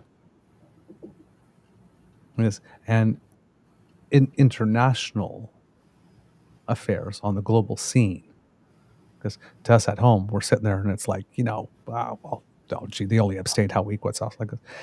When a nation changes position like that, it's a big deal. There's a reason everybody in the room was quiet when Bob Rae was stating its position. One, it's because it's Canada, and we are respected. Two, he is respected individually. Oh, yes. Three, and we broke with our position, our normal position. We had done something new. So everybody went, hmm? Mm-hmm. Yes. In that world, to us out in the lay world, this doesn't seem like a big deal. In that world, that's a BFD. What just happened? Yeah, that's the type of thing that sends like little shockwaves. Just like when U.S. President Joe Biden told Prime Minister Benjamin Netanyahu, if you continue down this path or if you break a red line, we will no longer be supplying you with offensive weapons. And then word has gotten out that since March, there are certain shipments of things that have been approved but have either been slow walked or gotten there slowly, and I think just recently it was announced that any of those 2,000-pound or greater bombs that Israel really needs to sort of bust up the tunnels, the underground tunnels. They've been approved and the money's been approved, but nobody's signed the kind of export slip, I'm guessing, for them to go. So not only has President Biden threatened, but he's actually followed through. So even the United States is breaking with traditional United States positions. Stay tuned, kids. This is about to get really interesting. Yeah, things are changing rapidly because this is not normal, right? I mean, when was the last time we ever did this? This is a first, is it not? I don't remember in my lifetime ever Canada voting different from the United States at the UN on a matter having to do with Israel. I don't. It may have happened, but I don't remember. None come to mind. Other news that will that should make national headlines, unless it's going to be treated the same way as the Tamara Leach trial, which doesn't seem to be getting a lot of coverage. But Pat King goes on trial today. Kids and Cubs. That's been taking a long time. Happy trial day to you. Happy trial day to you. Happy trial day. Happy trial day. Don't say you're guilty, you fool. Okay. Allegedly. So yes, the gentleman from Red Deer is facing charges of mischief, intimidation, obstructing police, and disobeying a court order, among others. He was arrested in 2022, and it took him. He was not granted bail immediately, and it took him a while to find a surety that the court would be that would satisfy the court, because he remained in jail for about 5 months before he was finally allowed out. So he was determined dangerous enough to be kept in jail, and then had to. You know what I sometimes say? Pity some of these people rather than being mad because they're in a dark, sad, lonely place, and a lot of them don't have enough people that love them clearly in their circles to let them know. When you have to be in jail for 5 months because there's nobody in your immediate life or circle that can be a surety for you, well, first of all, that you're in jail should probably have you asking some life questions. But when you're in jail, and there's nobody after X number of years, I don't know how old this guy is, but let's say 40-something years on the planet, you don't have anybody in your life that a court of law will find acceptable to vouch and speak for you and say, yeah, they can stay with me and I'll make sure they don't break the law while they're awaiting trial. I pity you. I pity you. That's the consequence of a long series of bad life choices. You think? According to CBC's David Fraser, one of the most polarizing figures to gain notoriety during what became known as the Freedom Convoy in Ottawa more than 2 years ago, will stand trial Monday, signaling the tail end of criminal proceedings that have dogged hundreds of individuals who participated in the historic protest. Pat King from Red Deer, Alberta, is facing charges, as I mentioned, mischief, intimidation, obstructing police, disobeying a court order, and other offenses for his role in the protest that gridlocked downtown for nearly a month in early 2022. Arrested and jailed for 5 months before his release this summer, King is unlikely to serve more time behind bars if he's found guilty, given the laws around credit for time served. Like other prominent convoy leaders, King's trial is expected to draw a sizable crowd outside the Ottawa courthouse. But unlike the trials of Tamara Leach and Chris Barber, King's defense won't be bankrolled by the Democracy Fund or the Justice Center for Constitutional Freedoms, both well-mobilized entities with deep ties to libertarian and right-wing backers. So again, kits and cubs, I have to add to that. If after 40-something years on the planet, you have no one in your life that will come to your aid to provide a surety, and the cause you took up, the cause for which you took up, the people that run the organizations, the legal defense funds there, won't even come to your help. After you've sacrificed and thrown your life away for them. Throwing your life away. Yeah. Yeah. I mean, there's your telltale sign right there, right? Again, a long series of probably bad life decisions. I am just saying. Yikes. Similarly, it's a shame he's such a hateful person because he's quite charismatic. Mm-hmm. But he's just such a hateful individual. It's a shame. I find the same thing with Jeremy McKenzie. Terrible human being. Charismatic.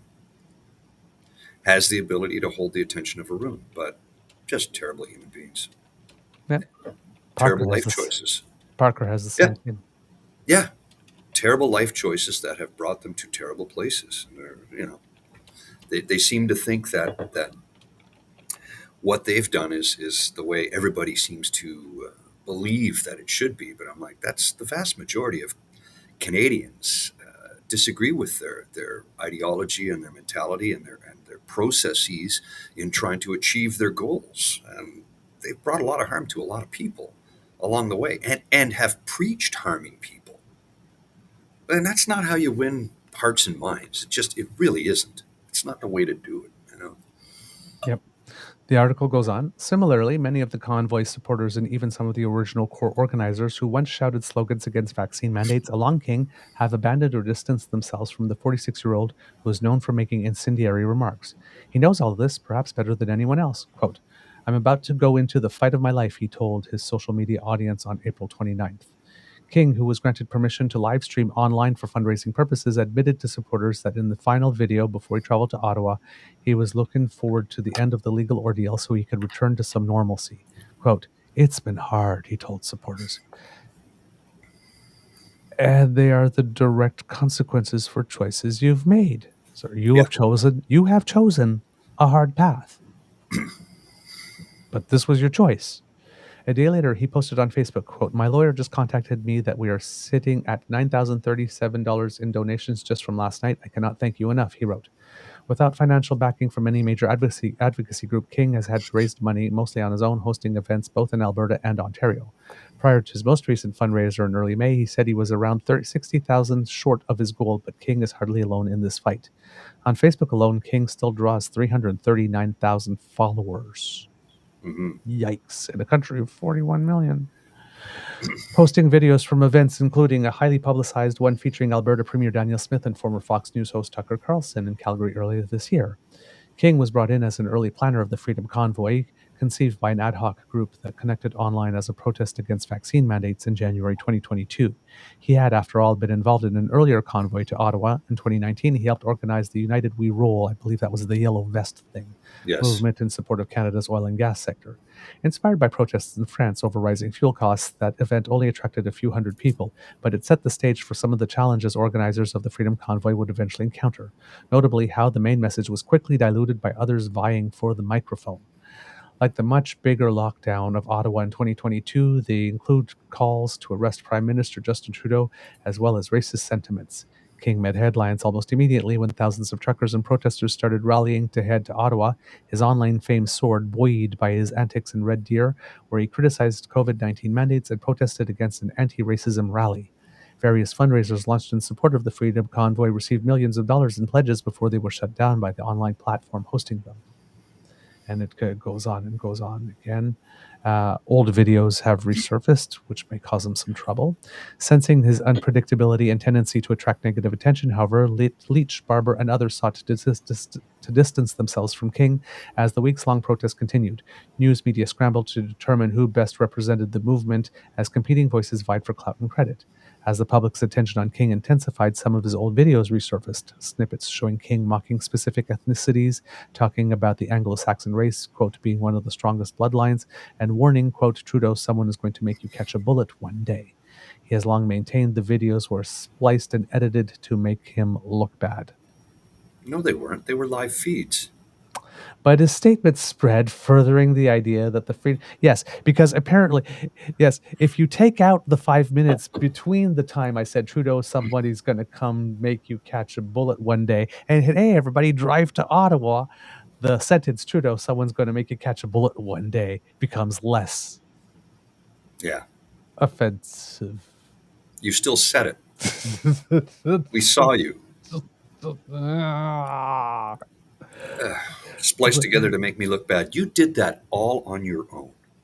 Going through a speech that you put online and taking out the 5 moments where you said something potentially illegal and then put them together. He said this, he said this, he said this, he said this, is not editing the video to make you look bad. There's nothing in between those statements that provides context that makes those statements less bad or, oh, well, gee, that seems totally normal and reasonable. Exactly. And they seem to think, those left-wing libtards are just making me look bad by posting what I said online and making it out of context. No, what you said online was terrible. Yeah, period. That's like when Sarah Palin went to visit the Paul Revere Museum when she was on vacation, and a journalist came out and asked, so what did you think or what did you learn? And clearly she had learned nothing because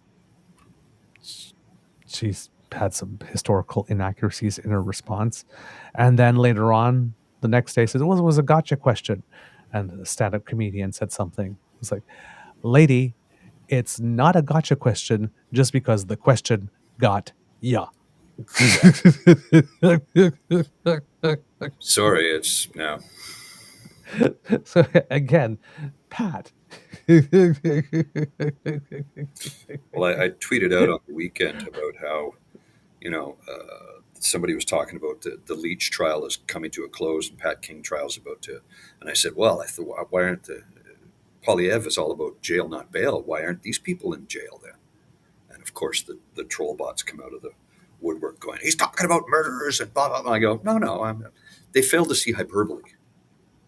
Like I'm using his own words against him. I'm using his words that he said, jail, not bail. Yes, but now they care about precision. So he's only talking about murderers. I thought he was talking about people who broke the law. Yeah. It's like now they're being precise. I'm like, all right, fine. Now they care. Now they want to be pedantic. Yeah. That's the funny That's part. not precisely what he said. Oh, so now you care about detail and nuance. Okay. Yeah. Only when it suits their bias confirmation echo chamber narrative. That's it. That's the only time they want to be pedantic. Oh yeah, they were trying to pillory me, and I just laughed at all of them. And most of them are bots and trolls because they're anonymous, no face, name with a bunch of numbers. I call them out as troll bots. Yeah. Somebody says, "What's a troll bot?" I'm like, "You're online. Look it up." Yeah, exactly. So, Pat, just like it's not a gotcha question because the question gotcha, it's not an edited video just because the video has some edits. Okay. Edited to make me look bad. It's like, how is it possible that we're living in the most informed timeline? I have information to all of planet Earth's knowledge. I've got 3 cell phones and 2 laptops in front of me. I can get all of human knowledge in a second, in an instant. We're living in the most informed time. We're also living in the dumbest time. Dare to be stupid. We thought giving everybody access to information would make people smarter. As it turns out, it hasn't. It's exposed the willful ignorance and idiocy throughout the planet, unfortunately. I thought we were a smarter species, but we're really not. We really aren't. Mm-mm. We're pretty dumb on the whole. And I say this as somebody who's not that smart. We're not. I don't know how we're still alive. Actually, when you consider, my goodness, if somebody the other day, I said diversity is our strength. They said it's a weakness. Look at our country. We have crime and this and that. Look at Japan, where they have almost no crime. Somebody pointed out they also have no religion. Ooh, Japan ooh. Japan has almost zero immigration, right? Because it's a very insular society. But they have no religion. And they have very low crime as a result. So tell me what you think about that. Mm, mm, mm, You want to be a monoculture and still have religion? Well, people are still going to kill in whatever deity they believe in name. Simple as that, right? Yep. You look at Japan. Why has it got such low crime rate, low murder rate, low gun rate? Well, getting a gun in Japan is more difficult than it is in this country, number one. Number two, they don't really have a gun culture in that country, and they don't have religion. Yep. It's not a one-for-one comparison here. No. But Yeah. people fail to recognize that. Yep. So, good luck, Mr. King. Yeah. All right. Little bit more economic news for you because, as I was mentioned about the interest rates, there was a little something else that came up. The Bank of Canada had also released a financial stability report and said, and this is important because the Conservatives are trying to make you believe one thing about the economy. The Bank of Canada's latest financial stability report says that on inflation and on the risk of recession, both have diminished in Canada and globally. Speculation about when and how much rates will be cut may cause increased volatility in the market at the moment because there are some red flags associated with mortgages. Those who have already renewed can manage by reducing discretionary spending and increasing savings. Now, the reasons why I say that, people are turning around and saying, oh, all those people that got the mortgage. Yes, but all those people that got the mortgages got their mortgages stress test at about 4 or 5% higher than the interest rate at the time. So, yes, people are not having a good time in the sense that their discretionary spending is now going toward interest payments, but they can still afford the payments for the most part. Credit card debt holders who are not mortgage holders, however, average about 80% of their credit limit, given about 20% interest rates. Financial institutions may have to make some changes in order to help. We also have to realize in Canada, when they talk about Canada being heavily indebted, for most of us that are indebted because we have houses, these are secured debts as well, right? As opposed to this part here, the credit card debt from debt holders who are not mortgage holders and don't have any additional collateral, right? That's different debt than mortgage debt. Financial, right now, when looking at the whole economy, again, the Bank of Canada, and I want to make this clear again, right now, when looking at the whole economy, there is no reason for panic. No. There are a few areas where we need to be vigilant. This is, of course, according to Mustafa Askari, the chief economist at the Institute of Fiscal Studies and Democracy. There is no reason to panic. Kevin Page, the other day, said, there is no crisis. Mustafa Askari, there is no reason to panic. Our economy is being well run, regardless of what conservatives choose to say. I do have a screen thing I want to share with you. I just sent it to you in the DMs, Yep. but I want to share this because I think it's somebody earlier pointed out, who was it who said the money? Oh yeah, from Carol. Yes. Carol, the money being transferred by baby boomers in the next few years. Well, let's just remember when we cried as kids and our parents said, I'll give you something to cry about. We thought they were going to hit us, but instead they destroyed the housing market, quadrupled college tuition, and melted the ice caps. There's a word for that. We call it over-extraction. I saw that on the weekend and I laughed hysterically. because I know some boomers who would actually completely 100% agree with that statement. And I've met a few of them who said, "Oh yeah, we screwed your generation completely." They've said it point blank. Yep. Oh yeah, we did it. We were Yep. greedy and we got everything for nothing and we left nothing for those coming behind us. And I've heard a number of boomers say this. And I was shocked the first time I heard it, but I've heard a few since say, "Oh yeah, we created this problem. Oh yeah, we took We it did all. it. We took it all." And we elected a president under the guidance of Milton Friedman, who believed the shareholder holds all the power and that the workers are meaningless. And the trickle-down economy started in 1980. Basically, most of the ground we had made up prior to that point had been ripped out from underneath us. Yeah. Unions started disintegrating left, right, and center in the U.S. In 1980, somebody earning minimum wage could A, save enough money for a down payment for a house, and B, get a mortgage. Yes, the interest rates were high, but it was doable. And the house was also not, 100 times your earnings. Now, the average home in Ottawa, I think, is somewhere close to $1 million. So unless you have generational wealth or parents who can bequeath a lot of money, or they sell their house and go into a retirement home and give you the profits from their home so you can put a down payment to purchase something, most people I know it's an impossibility now. If you didn't buy 10 or 15 years ago, chances of buying today without generational wealth or a down payment or a gift, it ain't happening. That's in the cities. Now you can get into smaller towns where that's a different story, into rural settings, non-urban areas. That's a different story. But in larger population centers across the country, and look at what it's done to the real estate market in Nova Scotia, where all kinds of people have moved into the Halifax area in the last few years. I mean, Nova Scotia is over 1 million people, and I think 500,000 are in Halifax alone. Try and buy a house, and I'm sure Saucy Seawood, Rhiannon can let us know what it's done to real estate in her neighborhood, which is not exactly walking distance to Halifax, right? Right. It's a small community, and housing prices have gone insane. And, do I have a solution for it? Yeah. Government needs to build more housing and get people into them. So does industry. At a geared to income level, though, right? Yes. Yep.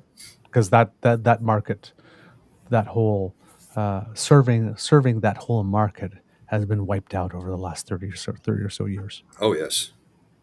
Yeah, look at that. Burlington, nothing under 1.2 million for detached. Jeez. Let me just see the average Ottawa home price. Home price right now is, oh yeah, okay. So main housing stats for Ottawa, May 1st, 2024. The average price for a home in Ottawa, including residential homes and condos, is now $708,848, an increase of 1.8% over April 2023.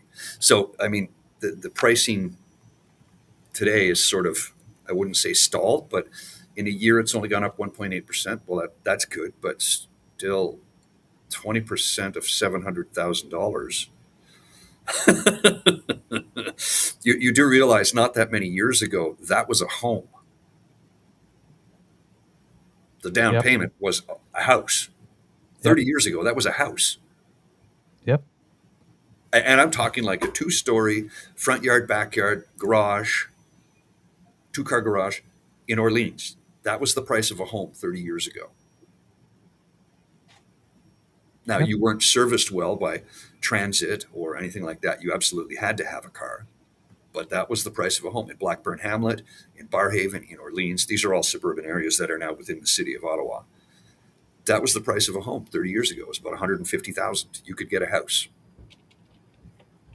And an expensive house at the time was $250,000. But now they start at $708,000. There are condos in my neighborhood that are millions. Steps from where I'm sitting right now. Yep.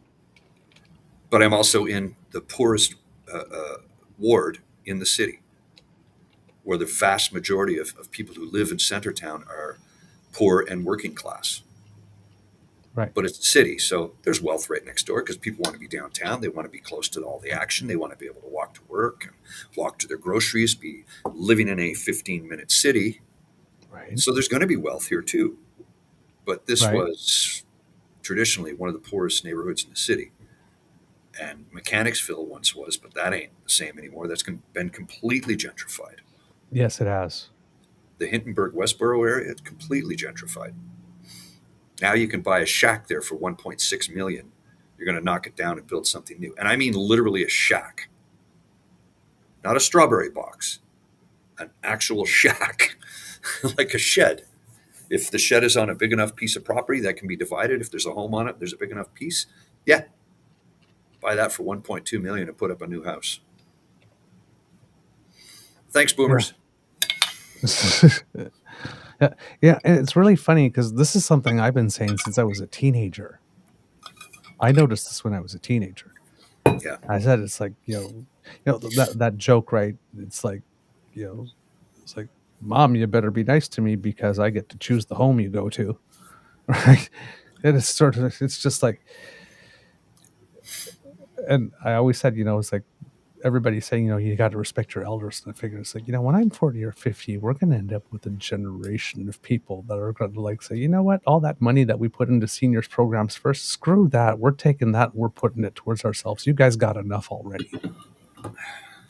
Because I can see that movement, right? Oh, yeah. PP is already doing it right now, like this when he's talking about all the time, like, this intergenerational, betrayal or something like that. It's like because we've been dividing people on sex and, race and ethnicity and religion and sexual orientation and gender identity and whatnot like this. Now, why not add in some intergenerational culture war as well? Sure. Yeah. Everybody under 40, here's the people you need to hate. They took it all. It's just... So did I at PNC Buy. I used to work on Parkdale Avenue at Wackett Radio, selling audio and video equipment. Back in wackadoo. Back in 1990. Commercials. Back in 1990. And what you're saying is the absolute truth. It's the absolute truth. And what PNC is saying, because we have listeners who didn't see the comment. Oh, you're right. I'm sorry. I'm tired. It says, I worked in Mechanicsville when there were sex workers at 9 a.m. checking their cleavage in the IBEW windows. The International Brotherhood of Electrical Workers, their union office is in Mechanicsville. Mechanicsville, I mean, the houses are built. It's like there's similar neighborhoods. I remember last time we were in Kingston last summer with you, we were walking back to your place from the grocery store. We walked through some neighborhoods where the houses are very close and the streets are all, Mechanicsville is almost identical to that. Mm-hmm. Like the houses are they're big houses, but they're built very close to one another, tiny yards. Some of them have big backyards. Not, most of the front yards, they're built right on the street, right? So they could maximize the amount of home they built at the time. But yeah, it's those houses there's very few of them that are from that time. And Vanier is also undergoing that. And Vanier's been undergoing that renaissance for the last, I'd say, 20 plus years. Yes. You see the new communities they've built, the new residential towers and condos. They're building apartment towers now. And some people are going in buying up older homes and either gutting them and redoing them or tearing them down. In many cases, they're just doing a complete reno of existing homes because, as the saying goes, it still has good bones. And they're able to pick them up. Well, when my buddy bought his house, 12, 14 years ago, he bought it from a guy who did a full reno, and then his wife left him. And he just said, I can't live here, and had to get out. Okay. So he sold the house way under market value in that neighborhood at the time.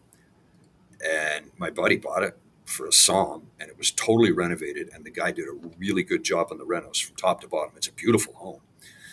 The only thing that wasn't done was the back deck needed to rebuild, and there was a shed that needed to come out of the backyard. So my buddy had to do that. But he's like, Paul, the amount of money I saved by buying in this neighborhood. And I go, and you bought it in this neighborhood at the right time, because many people that live in Vanier still, there is a dividing line between New Edinburgh and Vanier. Yeah. Right? Yes, I used to live in New Edinburgh, so yeah. Yeah, if you're There's on one side of dividing line. Beechwood and if you're on the other side of Beechwood. Exactly. Right. So the south side of Beechwood is Vanier, but people who live in that area now are saying, no, this is New Edinburgh, because it's been gentrified to a very Yes. large degree. But what Yes. people need to understand that Vanier, much like Mechanicsville, had generational home ownership.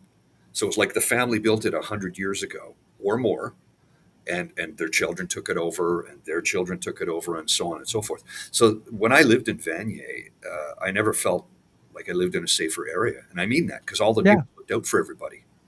Everybody looked out for everybody else, and there's people. I felt the same way about Lowertown. Yeah, yeah. People say, "Oh, I don't want to walk there at night." It's like this is the safest part of the Safest. city at night. It's like don't go by what people look like. Yeah. Go about how people treat each other. And everybody looks out for everybody in those neighborhoods. Yep, indeed. All right, we're getting close to the end here because we've been going on for a while.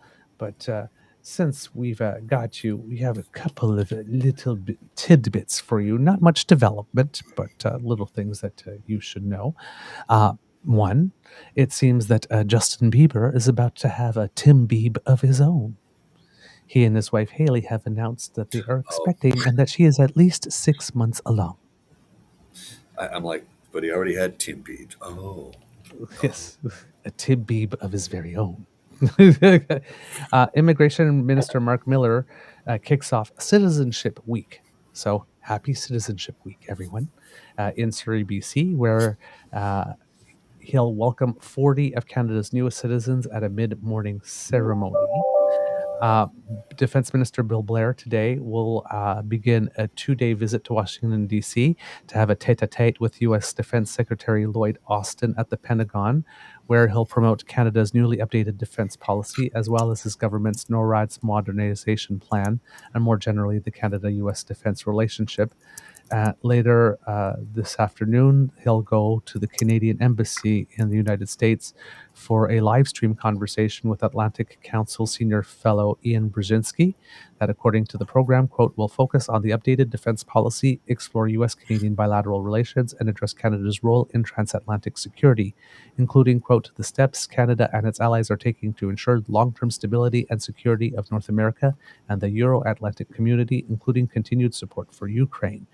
So for those of you who are interested in defense issues, that will start around 2 p.m. Eastern time, and it'll probably be available on CPAC, I would assume, or something like that, so that you can check it out.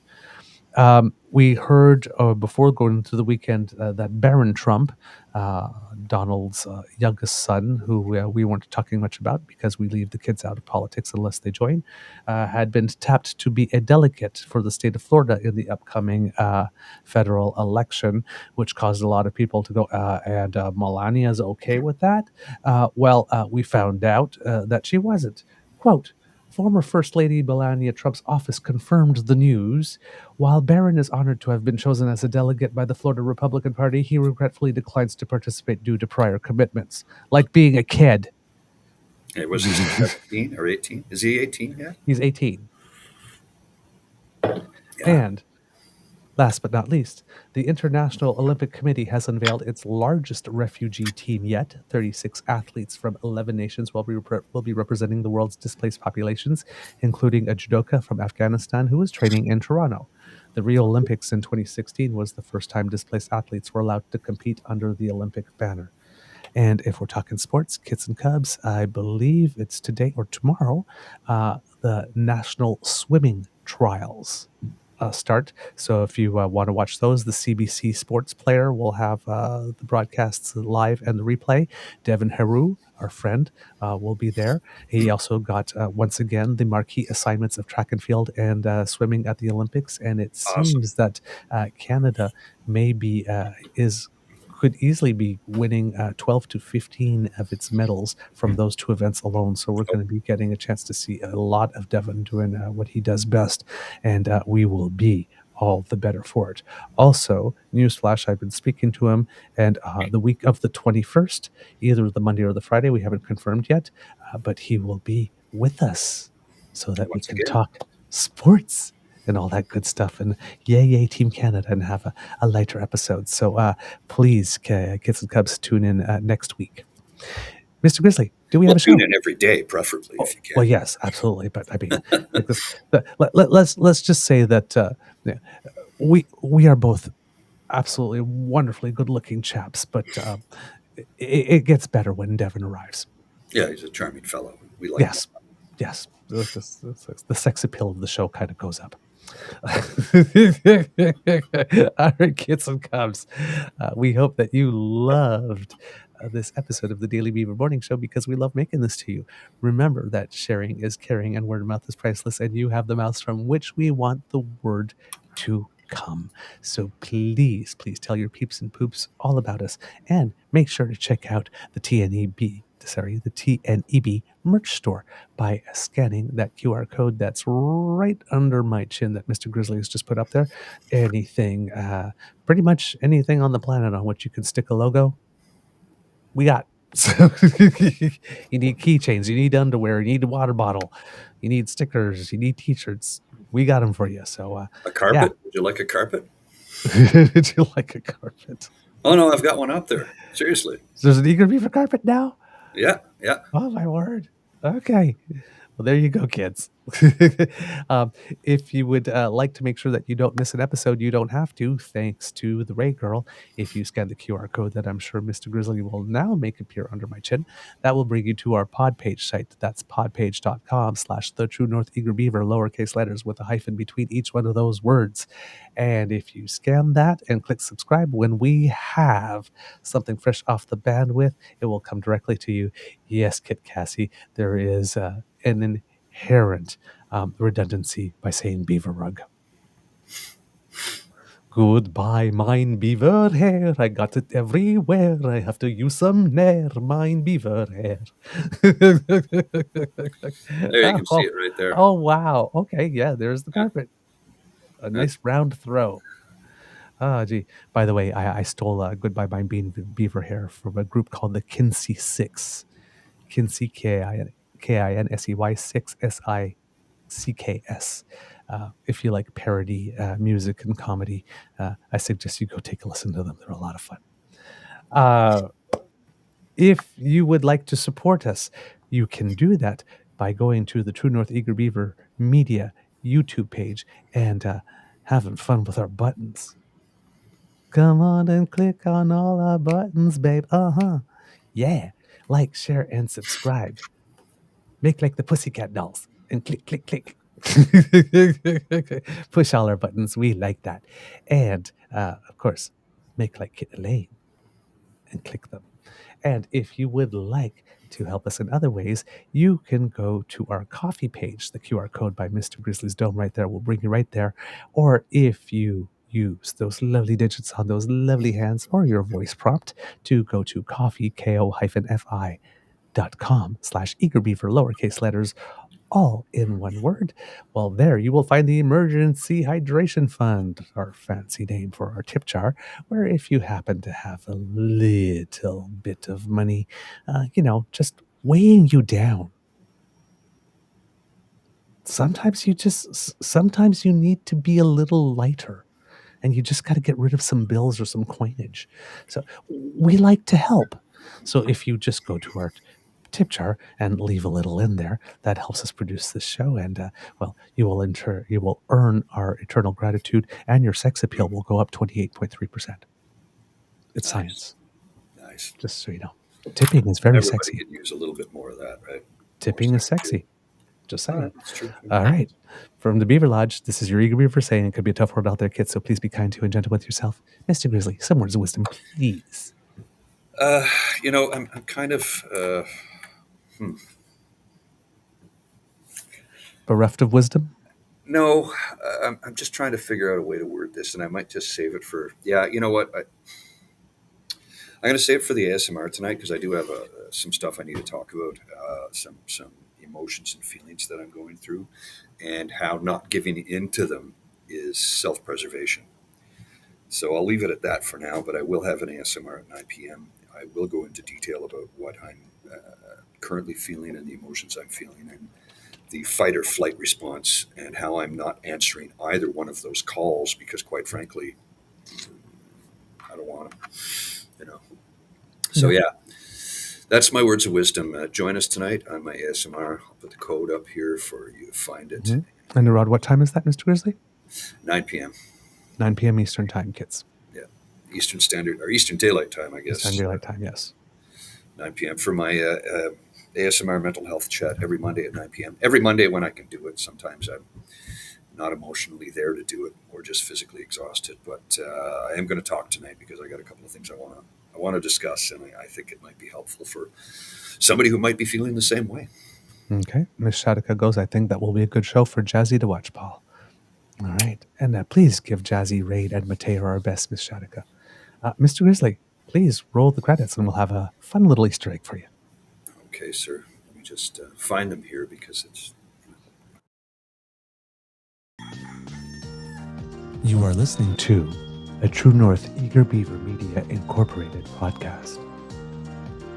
The True North Eager Beaver podcasts are proudly brought to you by our founding sponsors, the Misfit Mysteries from Corvid Moon Publishing, your source for science fiction, fantasy, and cozy mysteries featuring a broad diversity of characters, CanadianTarot.com, their uniquely Canadian online eclectic tarot community, and the Peppermaster, hot pepper sauces made from farm-fresh ingredients to thrill your taste buds and expand your mind. We are grateful to the Crier Media Network for its support, Pete Jarvis for our artwork, and Paul Joseph Something for our opening and closing sequence music.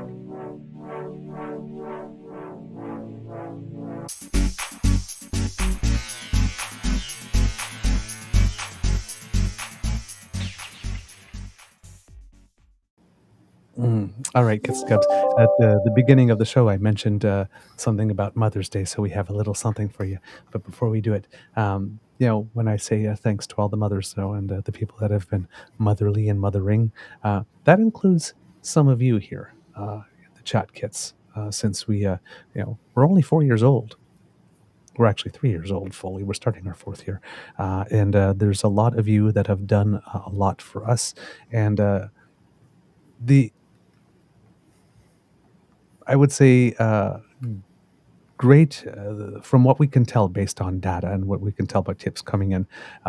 We have an incredible amount of support. Even we'd say probably more than half our support comes from women, and I would assume mothers.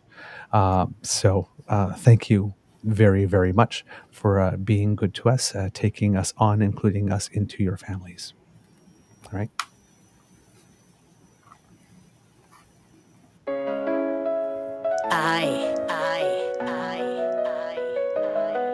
You'll listen Oh, no. up, kids, let me drop a little wisdom. Mother's Day gifts are nice, but let's talk about the system. You hand me a card that says, Mum, you're the best, but brunch once a year, it ain't passing the test. You think I'm a Mose or what, and a rose are enough? You forget all the times that were so tough. Sleepless nights, diapers changed with finesse. Don't act like brunch just erases that stress. I taught you to walk, to talk and to read. Gave you all the tools you need to plant every seed. Mother's Day, yeah, I get to sleep in, but just remember, brunch don't make us even. Brunch don't make us even. Brunch don't make us even.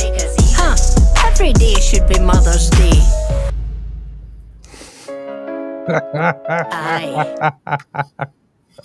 That's Bet, and I'm in love. Mr. Chrisley, I think I'm in love.